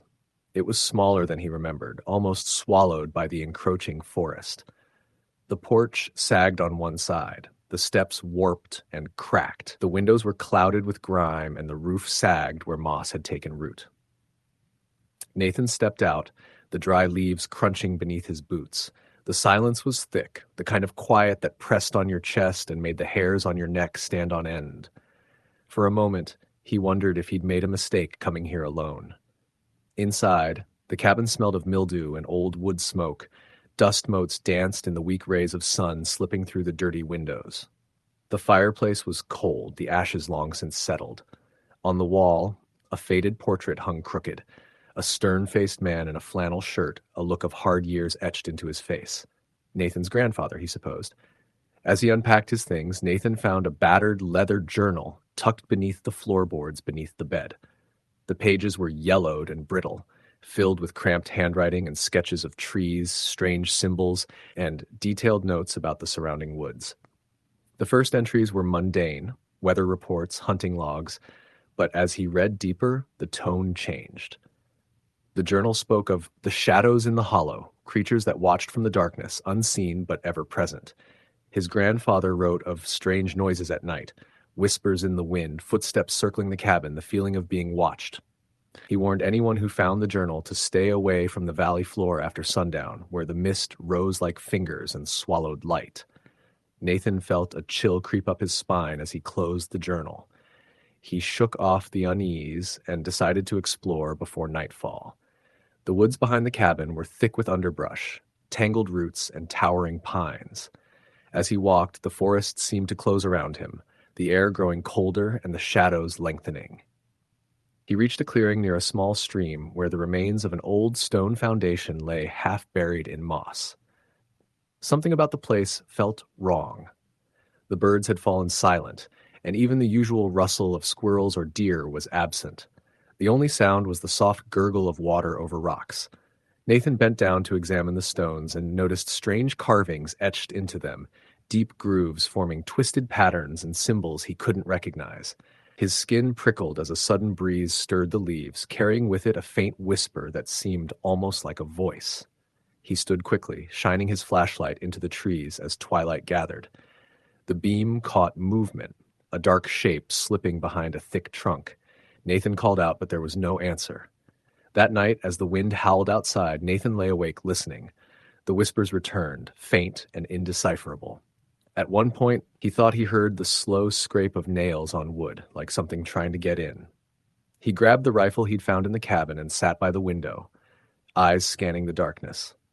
Hours later, a sudden banging at the door made him jump. Heart pounding, he swung the door open. Nothing but empty night and the swirling fog creeping closer from the valley below. Then he saw them, footprints in the mud, small and clawed, leading away into the trees. He followed them, flashlight beam wavering. The footprints disappeared near the old stone foundation by the creek. As he shone his light on the carvings, the air grew icy cold. The whispers rose in volume, now clearly voices, chanting, speaking in a language that seemed both ancient and wrong. Panic seized Nathan as the shadows around him deepened and twisted, taking forms just beyond comprehension. He ran back to the cabin, slamming the door shut and barricading it with a broken chair. The chanting turned into guttural growls, the forest alive with unseen movement. Nathan's breath came in ragged gasps as the windows rattled violently. At dawn, the voices stopped. The sun burned away the mist, and the woods returned to their natural quiet. Nathan packed what he could and left Jessup Hollow that morning, never looking back. Back in town, he tried to warn the locals, but they just shook their heads and muttered about cursed ground and the old ways. Nathan realized some places were meant to be left alone, secrets buried beneath centuries of trees and silence. Years later, he still dreams of those shadows, the twisted carvings, and the voices carried on the wind, the hollow's ancient warning echoing in his mind. Story the end. The first time I heard of Little Briar Hollow, I was halfway through a bottle of whiskey and sitting around a dying fire with a couple of local hunters. We were deep in the Appalachians, several miles off any marked trail, in a camp that barely qualified as one, a few flattened patches of grass and a pile of rocks for a fire ring. The men I was with, Nate and Jody, were seasoned hunters, both of them born and raised in the mountains. They didn't scare easy. Nate was the one who brought it up. He tossed a pine log onto the fire, watched the flames jump, and said, "Ever heard of the old mine down past Little Briar?" Jody shifted. "That place is bad news. Don't bring that up out here." I wasn't from the area. I'd moved from Ohio to try my hand at remote wildlife photography, and naturally I was curious. Old mine? What's the story? Jody gave Nate a warning look, but Nate leaned in, face lit orange by the flames. It used to be a coal operation out there. Way back in the 40s, company set up a whole camp, shacks, processing shed, the works. But the miners started acting strange, paranoid, fighting, disappearing, some of them. Then one night, the whole camp just vanished, gone. No bodies, no wreckage, just empty buildings, some tools left behind. Like they'd all just dropped what they were doing and walked off into the woods. Jody interrupted. "No one goes out there anymore. You understand? Dogs won't go near it. People that hike too close come back wrong, if they come back at all." I laughed, but it sounded hollow. "You two are messing with me." "No," Nate said, serious now. "We're warning you. That should have been the end of it, but it wasn't." A week later, I set out alone. I told myself it was for the photographs, overgrown industrial sites made for eerie, beautiful shots. But deep down, it was the story that got under my skin. I had to see for myself. I waited for a clear stretch of weather, packed my camera gear, food, water, and a sleeping bag, and set off from the small trailhead near Lake Winona, where I'd camped before. The first day was uneventful. The forest was thick, alive with birds, and the occasional snap of branches as deer moved through the underbrush. I followed an old logging path for most of the way, then veered west, using Nate's rough directions. Follow the ridge, then look for where the trees get too quiet. He hadn't meant it literally, I thought, but he was right. Around mid-afternoon the next day, I noticed the birds had gone silent. The woods grew dense with laurel and tangled vines. The light seemed to dim, though it was only 3 in the afternoon. Everything smelled wet, decay and moss and something sour, like rusted metal. Then I saw the first building. It was half collapsed, its roof sagging under a fallen pine, with walls darkened by years of rain. A battered sign hung crooked over the doorway. Briar Hollow Mining Co. Beyond it, more shacks, and further still, the black maw of a mine entrance. I took photos, stepping carefully through the mud and debris. The place looked abandoned, sure, but not vandalized. No graffiti, no signs of squatters. It was like no one had been here in decades. But I could feel something, a pressure behind my ears, a crawling under my skin. I set up camp just outside the clearing, not quite brave enough to sleep among the buildings. That night, I didn't light a fire. The woods were too quiet. I didn't want anything knowing where I was. Around midnight, I heard footsteps. Not animals. Two-legged, shuffling, uneven. They circled my tent. I held my breath, gripping my hunting knife, but whoever or whatever it was never touched the tent. Just walked in slow, looping arcs through the leaves. The steps finally faded, but I didn't sleep. In the morning, I found bare footprints in the mud. Human, but twisted, too long, with toes that splayed outward like a frog's. Some prints had claw marks at the tips. I should have left then, packed up and ran, but I didn't. Instead, I told myself it had to be an animal. Maybe a bear cub with a foot injury, something explainable. I pushed on deeper into the camp toward the mine. The entrance was partially collapsed, framed by rotting timbers. I shouldn't have gone inside. The air was foul, wet, and metallic, thick with rot. But I wanted answers. I turned on my headlamp and stepped into the dark. The shaft descended at a gentle angle. Old tracks ran along the ground, and rusted mining tools were scattered near the walls. 100 feet in, I found the first symbol. Carved into the wall, some kind of spiral, but not quite. More like a circle with jagged branches reaching outward. It made my stomach twist just looking at it. I snapped a photo and moved on. Then I found the bones, not in a pile, arranged, stacked in spirals, rows, strange patterns. Not just animal bones either, some were human. Skulls grinning up from the dirt, jawbones cracked, teeth scattered like beads. Something was living down there, or had been. A scraping sound came from deeper in the tunnel. I froze. The beam of my light caught something reflective. Eyes, low to the ground, wide set. Then they blinked. I turned and ran, tripped, caught myself, and kept running. Behind me, I heard it.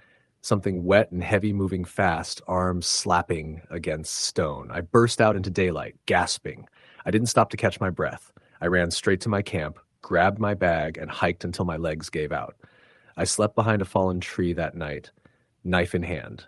I didn't hear anything. Nothing followed me. But the woods didn't feel right. I made it out by the next evening. I scratched up, filthy, dehydrated. I didn't tell anyone what I'd seen. Not even Nate. I tried to go back to normal. I really did. But something came with me. It started small. Shadows in the corners of my apartment, a scratching sound in the walls. My cat disappeared. I'd find muddy prints on the porch in the morning, long and splayed, the same ones I saw outside my tent. Then the dreams began. I'd wake up underground, in the mine, the walls pulsing like veins, wet and breathing. The spiral symbols glowing faintly, and always, just behind me, something watching. I moved to a new apartment in Asheville, changed my number, threw out all the photos I took, but it didn't matter. I still wake up to find dirt under my fingernails, rocks in my shoes, and once a piece of bone on my pillow. I don't sleep much anymore, not without the lights on. And even then, I hear the footsteps sometimes, shuffling around the house, pausing outside my bedroom door. I think it wants me to come back, and I think one night I will. Story the end. The first thing you'd notice when driving into the holler was the silence. Not the kind that feels peaceful or calming. No, this was the kind of quiet that pressed on your chest, made you turn your music down, made you glance in the rearview mirror without really knowing why. My cousin Tanner used to say the trees in that part of the Appalachian Mountains didn't like strangers. I always thought that was a load of superstitious garbage.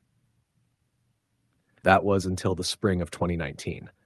I'd taken a contract job doing environmental surveying in western North Carolina, way up in Mitchell County. It was solo work, mostly hiking into remote areas to assess soil quality and water runoff patterns. I liked being alone out there, especially after years of traffic and noise in Raleigh. My base camp was a little cabin I'd rented for 6 weeks. It sat in a valley at the end of a long, winding dirt road. No cell reception, sleep, no internet, just a radio and a propane stove. It had been empty for years before I got there. The owner, a terse old man named Delmar Stokes, handed me the keys in town and told me to stay on the trails and don't go up past the pine split. When I asked him what that meant, he just looked at me and said, "You'll know it when you see it." The first week passed quietly. The mountain air was crisp and the days were bright with that early spring sunlight that still left your breath misty in the mornings. I'd hike out early, gather samples, and return before dusk. There were paths if you knew what to look for: old logging trails, deer runs, and erosion gullies. Everything had a hush to it, like the land was waiting on something, or maybe holding its breath. It was the second week when things started feeling off. On Tuesday, I came across a dead fawn about 3 miles from the cabin. It had no visible wounds, no blood, but its eyes were missing. Not pecked out like you'd expect from carrion birds. Just gone. Clean holes where they used to be. I assumed it had been poached, maybe mutilated by some sick local, but there were no tracks, no drag marks, nothing. Then came the knocking. The first time it happened, I was half asleep, reading by lantern light. It was just 3 short raps on the front door, sharp, distinct, and deliberate. I jumped up, knocking over my water bottle in the process, and opened the door to nothing but pitch black. My flashlight beam cut through the dark but didn't land on anything. No footprints on the porch, no rustling, just trees and shadows. I told myself it was a branch, or maybe a raccoon. But it happened again the next night. Same time, just past midnight. This time it was on the side of the cabin, like low to the ground, near where the kitchen was. 3 knocks. I flung open the door again, heart pounding. Nothing. By Thursday, I was leaving the cabin less and less. The woods that had once seemed inviting and majestic now felt like walls closing in. I kept the doors locked, even though no one was supposed to be around for miles. When I did go out, I couldn't shake the feeling of being watched, like eyes followed me just beyond the line of trees. That Friday, I found the pine split Delmar mentioned. I hadn't meant to. I'd been tracing a stream uphill when I came across it. 2 massive pine trees, twisted and arched over one another like they'd been caught mid-fall and frozen there. They formed a kind of natural archway, and beyond it, the woods grew dense and strangely uniform. The trees were thinner, closer together, and there was no underbrush, just moss and roots. I took 1 step past the pine split and stopped. The air felt different on the other side. Not colder, emptier, soundless. Even the birds stopped. I turned back. I didn't like how my stomach felt, like I'd crossed a threshold I wasn't supposed to. That night, I heard the knocking again, but not just once. First at the front door, then on the back wall, then under the floorboards. I didn't sleep. I sat with my back to the wall, a hunting knife in one hand and my flashlight in the other, until the sun came up. The next morning, I hiked into town and told Delmar I was cutting my trip short. He didn't seem surprised, just nodded and asked if I'd gone past the pine split. I didn't answer. He said they don't like being seen. That place wasn't meant for people. I asked who they were, but he just muttered something about the still ones and told me to get out before the moon turned. I should have left right then, should have packed my gear and driven away before the sun dipped. But I didn't. I told myself I'd just finish out the day, get my samples packed up, and leave in the morning. 1 more night. I didn't even make it past sunset. Around 6:30, the wind picked up. Not a breeze. Wind, hard enough to rattle the windows and send pine needles skittering across the roof. The forest around the cabin looked like it was moving. Trees bending more than they should, branches creaking in rhythm. I heard footsteps on the porch again, but they didn't knock this time. They just paced, back and forth, slow and heavy. Then it stopped. I held my breath, listening. That's when I saw the face. It was in the window, maybe 6 inches from the glass, pale, smooth. No eyes, no mouth, just skin, like someone had pulled a sheet of flesh over a skull. It stayed there, motionless, for a full 10 seconds before sliding out of view. I didn't run to the door this time. I locked myself in the bathroom and stayed there until I heard the footsteps move off the porch and into the woods. When I finally crept out, I saw more of them, 4, maybe 5, moving just at the tree line. They didn't walk.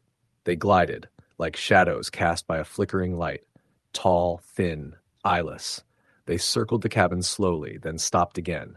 One leaned against the tree closest to the porch and tilted its head toward the roof, like it was listening. That's when I realized I wasn't alone inside. There was a sound above me, a slow, deliberate creaking, like weight shifting on wooden planks. I backed into the corner, staring at the ceiling. Something was in the attic. I didn't think.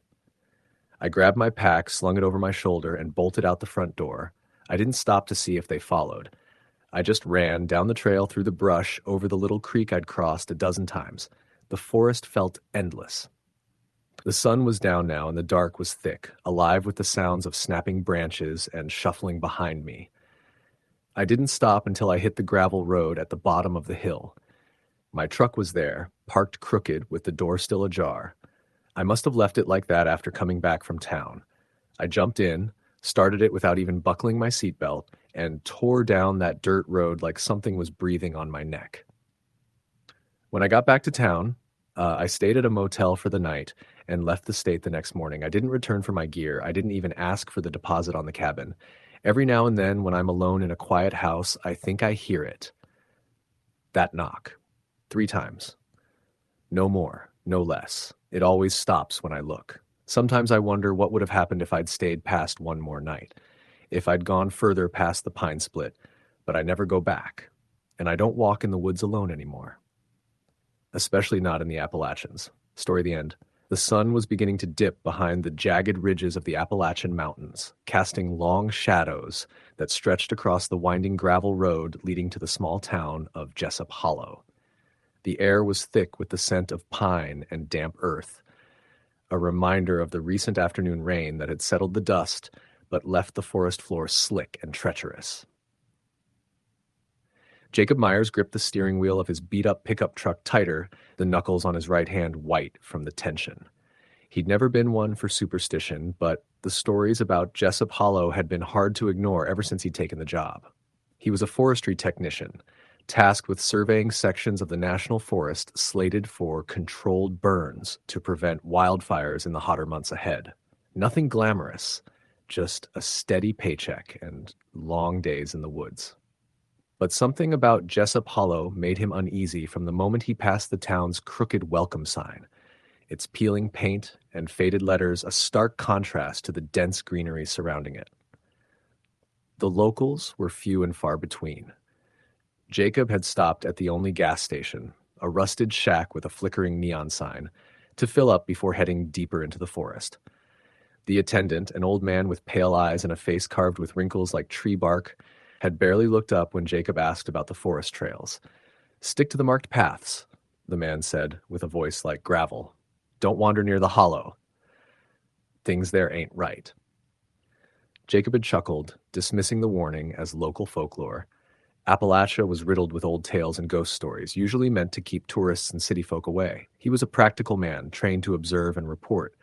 Ghosts and shadows didn't exist in his world. But as night fell, that certainty began to erode. The job took him further than he expected, past old logging trails and forgotten campsites overgrown with brush. The radio in his truck crackled with static, the signal dropping out as he ventured deeper. At some point, he realized he was close to the area locals called the Hollow, a low valley shrouded by towering trees so the sun barely touched the forest floor. The map marked it only with a faded dotted line and the word restricted. Curiosity gnawed at him, despite his better judgment. He parked the truck at the edge of the marked trail and grabbed his gear. GPS, flashlight, notebook, and a small hand axe. He told himself it was just to confirm the boundaries of the restricted zone. But as he stepped off the path and into the thick underbrush, a cold chill swept over him like an unseen breath. The forest here felt different. The air was unnaturally still, as if the trees themselves were holding their breath. The usual chorus of crickets and birdsong had vanished, replaced by a silence so complete it pressed against Jacob's ears. His flashlight beam pierced the gloom, illuminating twisted roots and tangled vines. Every step forward felt heavier, as if the earth itself was reluctant to be disturbed. After nearly an hour of slow progress, Jacob reached the bottom of the hollow. The valley floor was a marshy expanse dotted with stagnant pools of water reflecting the moonlight like black mirrors. In the center stood the remnants of a dilapidated cabin, its timbers rotted and sagging, windows like hollow eyes staring into the night. Jacob's heart thumped against his ribs as he approached the cabin, feeling a strange mixture of dread and fascination. The door hung open on rusty hinges, creaking softly in the faint breeze. Inside, the floor was littered with broken furniture, shattered glass, and what looked like old, yellowed newspapers. As he sifted through the debris, something caught his eye, a photograph, partially torn, but showing a family standing on the cabin's porch. Their faces were blurred, but the eyes seemed to follow him, dark and unblinking. A sudden snap behind him made Jacob spin around. Nothing, just the trees swaying gently. He laughed nervously, shaking his head at himself. He should head back. But as he turned toward the trail, he noticed footprints in the mud. Not fresh, but recent enough to be unsettling. Barefoot impressions, small and uneven, as if someone had been running or limping. They led away from the cabin, deeper into the hollow. He hesitated. The sensible choice would have been to retreat, but an inexplicable pull compelled him forward. The footprints wound through the marsh, past gnarled trees and tangled briars. Jacob's flashlight flickered, and a sudden gust blew through the valley, carrying with it a faint whispering sound. He stopped, straining to listen. The whispers seemed to come from all around, soft and fragmented, snatches of words, broken phrases in a language he couldn't understand. They twisted through the fog, rising off the ground, almost musical but laced with menace. A low, guttural growl echoed from the shadows behind him. Jacob spun, beam darting, but only found the skeletal branches of a dead tree. His breath came in shallow gasps. The forest seemed alive now, watching him, waiting. He forced himself to move on, stepping carefully over roots slick with moss. The footprints ended abruptly near a small clearing where the fog thickened, swirling like smoke. In the center, a stone altar sat covered in strange carvings, symbols he didn't recognize but which made his skin crawl. As Jacob examined the altar, he felt eyes on him, dozens of them. He turned sharply and caught sight of a figure standing just beyond the trees. A pale shape, too tall and too thin to be human. The thing's eyes glowed faintly, reflecting the light like coals, and its mouth stretched into a grotesque grin that revealed jagged teeth. Jacob's blood ran cold. He stumbled backward, tripping over a root and falling hard onto the wet ground. The creature advanced slowly, its limbs bending unnaturally. The whispers rose into a chorus of hisses and moans, filling the clearing with unbearable sound. Scrambling to his feet, Jacob tore through the undergrowth toward the truck, branches slapping his face and arms. Behind him, the creature's footsteps pounded the earth, relentless and unyielding. He burst out of the forest onto the gravel road, panting and soaked in sweat. The truck's headlights cut through the night, and he flung himself into the driver's seat, fumbling for the keys. As the engine roared to life, the creature emerged from the tree line, its eyes blazing with fury. Jacob slammed the truck into gear, tires spinning on the loose gravel as he tore away from the hollow. The road back was a blur of rain and darkness. Jacob's hands shook uncontrollably as he sped toward the gas station, desperate for the safety of civilization. When he finally reached the station, the old attendant was nowhere to be seen. The neon sign flickered and died, plunging the building into darkness. Jacob sat frozen in his truck, heart hammering, listening to the silence. He never returned to Jessup Hollow. Months passed, but he couldn't shake the feeling of being watched, the whispering voices haunting his dreams. His colleagues noticed his growing paranoia and erratic behavior, but when he tried to explain what he'd seen, no one believed him. The Appalachian Mountains had many secrets buried beneath their ancient trees. Some were meant to stay hidden, locked away in the shadows of the hollow. Story the end.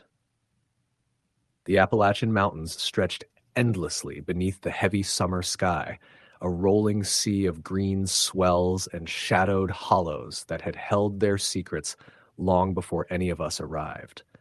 I'd grown up in a small town tucked at the edge of those hills in eastern Tennessee, the kind of place where everybody knows your name and your business before you've even done it. But even there, nestled among old wooden porches and rusted pickup trucks, the mountains held a weight beyond explanation. I never believed in ghost stories or local legends, not really. They were just stories, a way to pass time on long, cold nights. But that summer changed everything. It started with an old map. I'd been visiting my great-uncle Earl, the last living member of my family who still owned a patch of land deep in the mountains just beyond where the pavement ended and the forest swallowed the road whole. Earl was a hard man, quiet, weathered by years of backbreaking labor and whiskey, but he had a gentle way with stories, especially those about the mountain. On the last evening of my visit, after a long day of sitting on his porch watching smoke curl from his chimney, Earl pulled a folded piece of paper from his jacket pocket. "Found this in the attic," he said, his voice low and rough. "Pap's map. Said it shows the old trails and a place nobody's been in decades." The map was faded and creased, hand-drawn in shaky ink. It marked an area called the Hollow, circled in red with a shaky scrawl next to it. "Don't go here." Naturally, that was exactly where I wanted to go.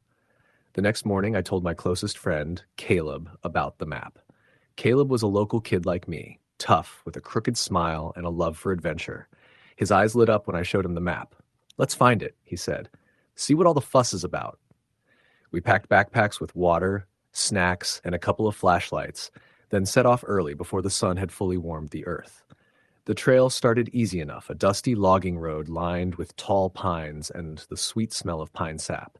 The air was thick with the buzz of cicadas and the distant hoot of an owl.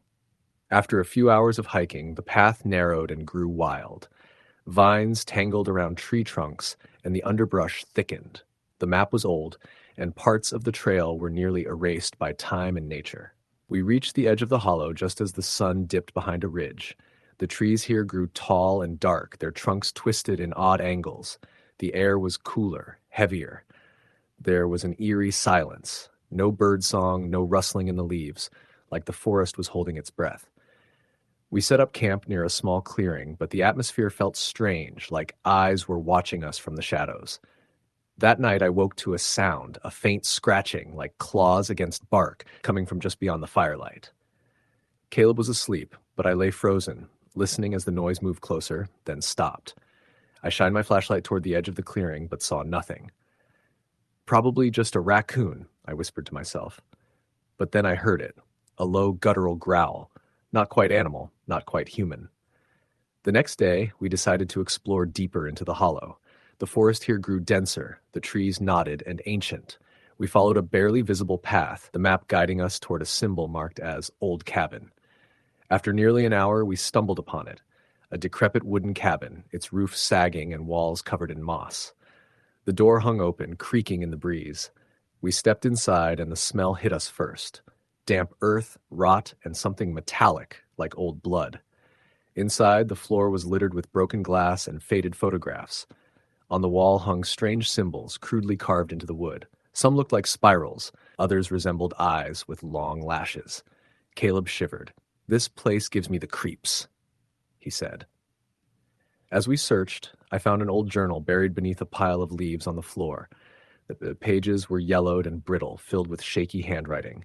The entries told of a man named Jedediah who had lived there in the early 1900s. Jedediah wrote about the forest, how it whispered to him, how something lived beneath the roots and shadows. He described a presence he called the Watcher, an entity that watched from the trees, waiting, hungry. Jedediah's final entry was frantic. He wrote that the Watcher had come to him, telling him to leave or be taken. The ink smeared across the page as if he'd written in terror. We left the cabin quickly, the weight of Jedediah's words pressing down on us. That night, back at our camp, the forest came alive with sounds, whispers, footsteps crunching just beyond the firelight. Shadows danced between the trees, too large and twisted to be animals. Suddenly, Caleb yelped. I turned to see him pointing into the darkness. A figure stood there, tall and thin, with glowing eyes that seemed to pierce the night. We froze. The figure didn't move, just watched. Then, without a sound, it slipped back into the woods. We packed up at first light, our sense of adventure replaced by a deep, primal fear. On the hike back, the forest seemed different, oppressive, watching. The path that once felt familiar was a maze of twisting trees and tangled roots. When we finally reached the road, the sun was high and the sky blue, but the fear lingered. I never went back to the hollow. Caleb and I didn't talk much about what happened. Some things I learned are better left buried beneath the mountain's shadow. Story. The end. The first time I set foot in the Appalachian Mountains was on a late September afternoon, the kind when the sun still feels warm, but the air carries a hint of chill, promising the coming fall. I was a city kid, born and raised in Atlanta, and I had come up north with a couple of friends for a weekend hiking trip. We rented a small cabin near the edge of the Pisgah National Forest in North Carolina, not far from Asheville. The plan was simple: spend 2 nights in the woods, hike some trails, drink some beer, and get a break from the noise and bright lights. I hadn't been on a real hike before, never really felt comfortable with the outdoors. I liked stories about the woods, ghost stories, legends, the kind of tales you hear at campfires, but I never thought much about what might actually be out there, lurking beneath the trees or hiding in the shadows. The kind of stuff old-timers talk about, but most people dismiss. Our first day went without incident. We took the Mountains to Sea trail, made a loop, saw a waterfall or two, and joked around like college kids do. We ended up back at the cabin after dark, drinking whiskey and telling ghost stories around a fire pit. It was my friend Nate who first mentioned the Jessup Hollow.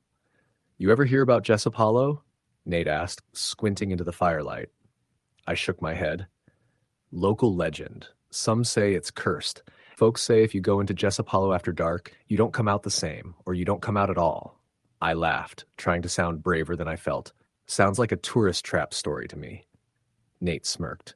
"Maybe, but there's more to it. Some old families in the area won't go near it. Say it's been that way for generations. I heard the forest there. It doesn't behave right. Trees grow twisted, animals act strange, and the trail, well, people get lost." I tried to brush it off, but his words stuck with me.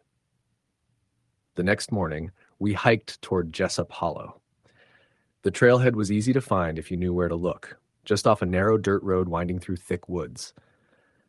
The air was damp and smelled like wet leaves and moss. The forest was dense, old growth, with trees so tall they blocked most of the sunlight. Moss hung from branches like ancient drapes. We started down the trail, voices low, watching our steps carefully. The further we walked, the heavier the silence became. Not the peaceful kind, but the unnatural quiet that made your skin crawl. No birds sang, no squirrels chattered. Even the wind seemed to stop. After an hour, we came to a small clearing where the trees bent inward like they were bowing. In the center was a circle of stones, blackened and cracked. Strange symbols were etched into each rock. Some looked like letters, others like jagged lines or spirals. The symbols had an ancient feel, as if carved long before anyone settled these mountains. Nate stepped closer to touch one, but I grabbed his arm. "Don't," I said, my voice shaking more than I wanted. He frowned but pulled back. "All right. Just weird." We continued on, the trail growing narrower and harder to follow. The woods thickened and the shadows deepened as the sun dipped lower. That's when things started to feel wrong. I heard footsteps behind me, soft at first, like a deer padding through leaves. But when I looked, there was nothing there. Nate didn't seem to notice. Then I caught movement out of the corner of my eye, shapes shifting between the trees, shadows flickering just beyond sight. Every time I blinked, they disappeared.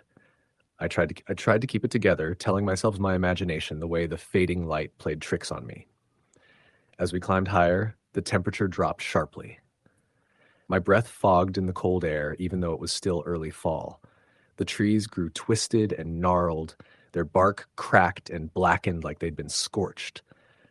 The silence was oppressive. Even Nate was quiet now. At one point, I slipped on wet moss and fell against a tree. When I looked up, I saw handprints, 5 long fingers, blackened and burned into the bark. Too large to be human. Too fresh to be old. I pointed them out, but Nate said, "Must be some pranksters or hunters. Doesn't mean anything." I wasn't convinced. Suddenly, a low humming filled the air, a sound like a chant or prayer, soft but urgent. It seemed to come from all directions at once, surrounding us. We stopped, trying to find the source. The forest felt alive, watching, waiting. Nate's face went pale. Maybe we should head back. We turned, but the trail had vanished, or maybe it never existed. The woods had changed. Trees blocked the path where the trail had been. The ground beneath our feet was soft and uneven. The air grew thick, making it hard to breathe. I felt eyes on me. Dozens of them, invisible but heavy. The whispers rose, growing louder, mixing with the humming. The voices spoke in a language I didn't know, but the tone was desperate, warning, angry. We wandered blindly for hours, or maybe minutes. Time lost meaning. I stumbled over roots and rocks, skin scraped and bleeding. Nate tripped and disappeared into the brush. I called for him, but only silence answered. Then the chanting stopped, and the woods went utterly still. I was alone. Panic gripped me. I ran blindly, lungs burning, heart pounding like a drum. I crashed through underbrush, branches tearing at my clothes and skin. When I finally broke through the trees, I was at the edge of a steep ravine. Down below was a dark pool of water, black and still. On the opposite bank, standing in the shadow of a massive oak, was a figure, tall, thin, covered in tattered robes that hung like shadows. Its face was hidden beneath a hood, but I could feel its gaze pinning me like a trap. I wanted to scream, to run, but my legs refused. The figure raised a hand, long fingers like twisted roots, and pointed at me. The whispers flooded back, louder than before, and suddenly I felt weightless, like I was falling, sinking. I closed my eyes. When I opened them, I was lying on the forest floor near the trailhead, the sun shining brightly as if nothing had happened. My friends were there, calling my name. Nate looked worried, but relieved. "Where the hell were you?" he asked. I shook my head, unable to explain. We packed up and left that afternoon. Back in town, I learned that Jessup Hollow was a place locals avoided. Stories said a coven of witches once lived there, cursed by a mountain spirit. Some claimed that anyone who disturbed the hollow would be claimed by the forest forever. I never went back. But sometimes, when the wind is still and the night is black, I hear the whispers again, and I wonder if the forest is still waiting. Story, the end. The Appalachian Mountains have always held a strange pull on people.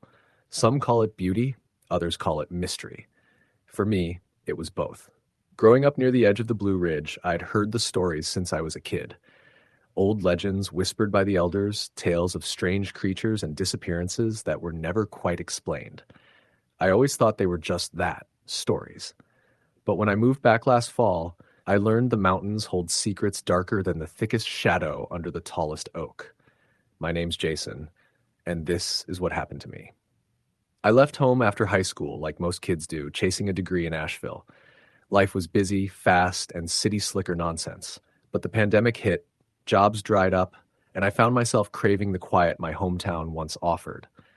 When my uncle passed away and left me his cabin deep in the mountains near Linville, I jumped at the chance to escape the city chaos. The cabin sat near the top of a ridge surrounded by forest that stretched for miles. It was old, a creaky log structure with peeling paint and a sagging porch. My uncle was a quiet man, rarely visiting after his retirement, but he kept the place surprisingly well. The land was wild but inviting, the kind of place where the wind carries secrets through the pines. The first few days were peaceful. I unpacked, built a fire, and drank coffee on the porch while the mist clung to the hills like a ghostly blanket. I'd spend my afternoons hiking narrow trails, listening to the rhythm of the woods, the snap of twigs, the distant call of a hawk, the rustle of leaves stirred by the breeze. But then the quiet started to feel heavy, like the forest was watching me. One evening, just after sunset, I sat by the fire pit, tossing small branches into the flames. The air smelled sharp and wet from a recent rain. Suddenly I heard footsteps, soft, slow, coming from the path that led to the cabin. I stopped, listening. The crunching sound grew closer, but never quite reached the clearing. I grabbed my flashlight and shone it toward the tree line. Nothing. Just shadows shifting in the underbrush. A chill ran down my spine. I told myself it was probably a deer or some animal, but the footsteps stopped abruptly. No rustling, no scampering away, just silence. That night, I slept uneasily. My dreams were filled with whispers I couldn't understand, voices like dry leaves scraping over stone. I woke several times, heart pounding, hearing faint tapping on the windows. Over the next few days, strange things escalated. I found branches bent unnaturally near the cabin, almost as if something had brushed against them with great force. At dawn, I spotted symbols carved into tree trunks, circles with lines, patterns that looked old, like Native American markings, but distorted and unfamiliar. Curiosity edged toward fear. One afternoon, while hiking deeper into the woods, I stumbled on an abandoned campsite. A circle of stones surrounded a charred fire pit, and scattered around were remnants. Cracked clay pots, rusted tools, and bones. Animal bones, at least, or so I thought. The hairs on the back of my neck stood up. I took photos but didn't linger. As I turned to leave, a faint humming filled the air, low and vibrating like a chant. I froze, scanning the trees, but saw no one. Later, I tried to shake it off. Maybe I was just tired or stressed. The isolation played tricks on me. Then the nightmares returned. I dreamed of a figure standing at the edge of the woods, tall and thin, cloaked in shadows, eyes glowing faint amber in the darkness. It didn't speak but raised a hand, beckoning me closer. I'd wake gasping, drenched in sweat. One night, around 3 a.m., I heard it again. The tapping. But this time it was on the door. Slow, deliberate knocks. I sat up, heart in my throat, reaching for the hunting knife I kept on the nightstand. "Who's there?" I whispered. Silence. Then a voice, hoarse and cracked, barely audible. "Come outside." I hesitated but grabbed my flashlight. The beam pierced the blackness beyond the door. Nothing but the rustling trees. I stepped out onto the porch. The air was cold, thick with fog curling around my ankles. The knocking started again, this time on the railing. I shined the light down and saw footprints in the soft earth, bare feet small like a child's. They led into the woods but disappeared quickly. Suddenly, a gust of wind swept through and the voice whispered again, "Follow me." Against every instinct, I took a step forward. The forest swallowed me. The path twisted and narrowed, shadows shifting and dancing as if alive. I heard whispers everywhere now, circling, murmuring in a language I couldn't understand. My flashlight flickered and died. I stumbled, hands grazing rough bark, desperate for any familiar landmark. Then I tripped and fell into a hollow. When I looked up, the sky was gone, replaced by a canopy of branches so dense no light could reach. The air smelled damp and rotten. I was deep inside a part of the forest I'd never seen before. From the darkness emerged a figure, the same I'd seen in my dreams. It moved with unnatural grace, a silhouette blending with the night. I couldn't look away. The figure reached out a hand, and suddenly I felt cold, bone-deep cold, like my blood was freezing. My limbs slowed, my breath shortened. I tried to scream, but no sound came. "You belong here," it whispered, voice like cracking ice. My vision blurred, and then, as if the spell broke, I scrambled to my feet and ran blindly through the woods. The forest seemed endless. Every step I took echoed with faint laughter, childlike but hollow. When I finally burst from the tree line, dawn was breaking. My clothes were torn, face scratched, and my mind rattled with confusion. Back at the cabin, I locked every door and window, piling chairs against them. I called Mike, telling him to come get me. He arrived the next day, worried and skeptical. We searched the area, finding those strange carvings again, the footprints and the abandoned campsite, but no sign of the figure or the voices. The following weeks were tense. Every night, the tapping returned. Every morning, more carvings appeared. My dreams worsened, filled with shadowy forests and that beckoning figure. One night, Mike stayed over. We sat by the fire, drinking whiskey, trying to laugh it off. Around midnight, the knocks started again, this time on the window closest to Mike. He froze, eyes wide. "Did you hear that?" Before I could answer, the glass shattered inward. A cold wind blew through the room. We grabbed the shotgun and flashlight, but nothing was there. Then we heard footsteps outside, running, chasing. We bolted out the back door into the woods, sprinting down the ridge, branches clawing at our faces. Behind us, the laughter rose, chilling and triumphant. We didn't stop until the cabin was a distant memory. Mike never went back, and neither did I. Months later, I heard from a local ranger that hikers reported seeing a shadowy figure near that ridge, sometimes carrying a small lantern, wandering silently between the trees. Sometimes the mountains keep their secrets for a reason. I still hear the tapping sometimes. When the wind blows just right and the fog rolls in thick, I swear I can hear a whisper. "Come back." Story the end.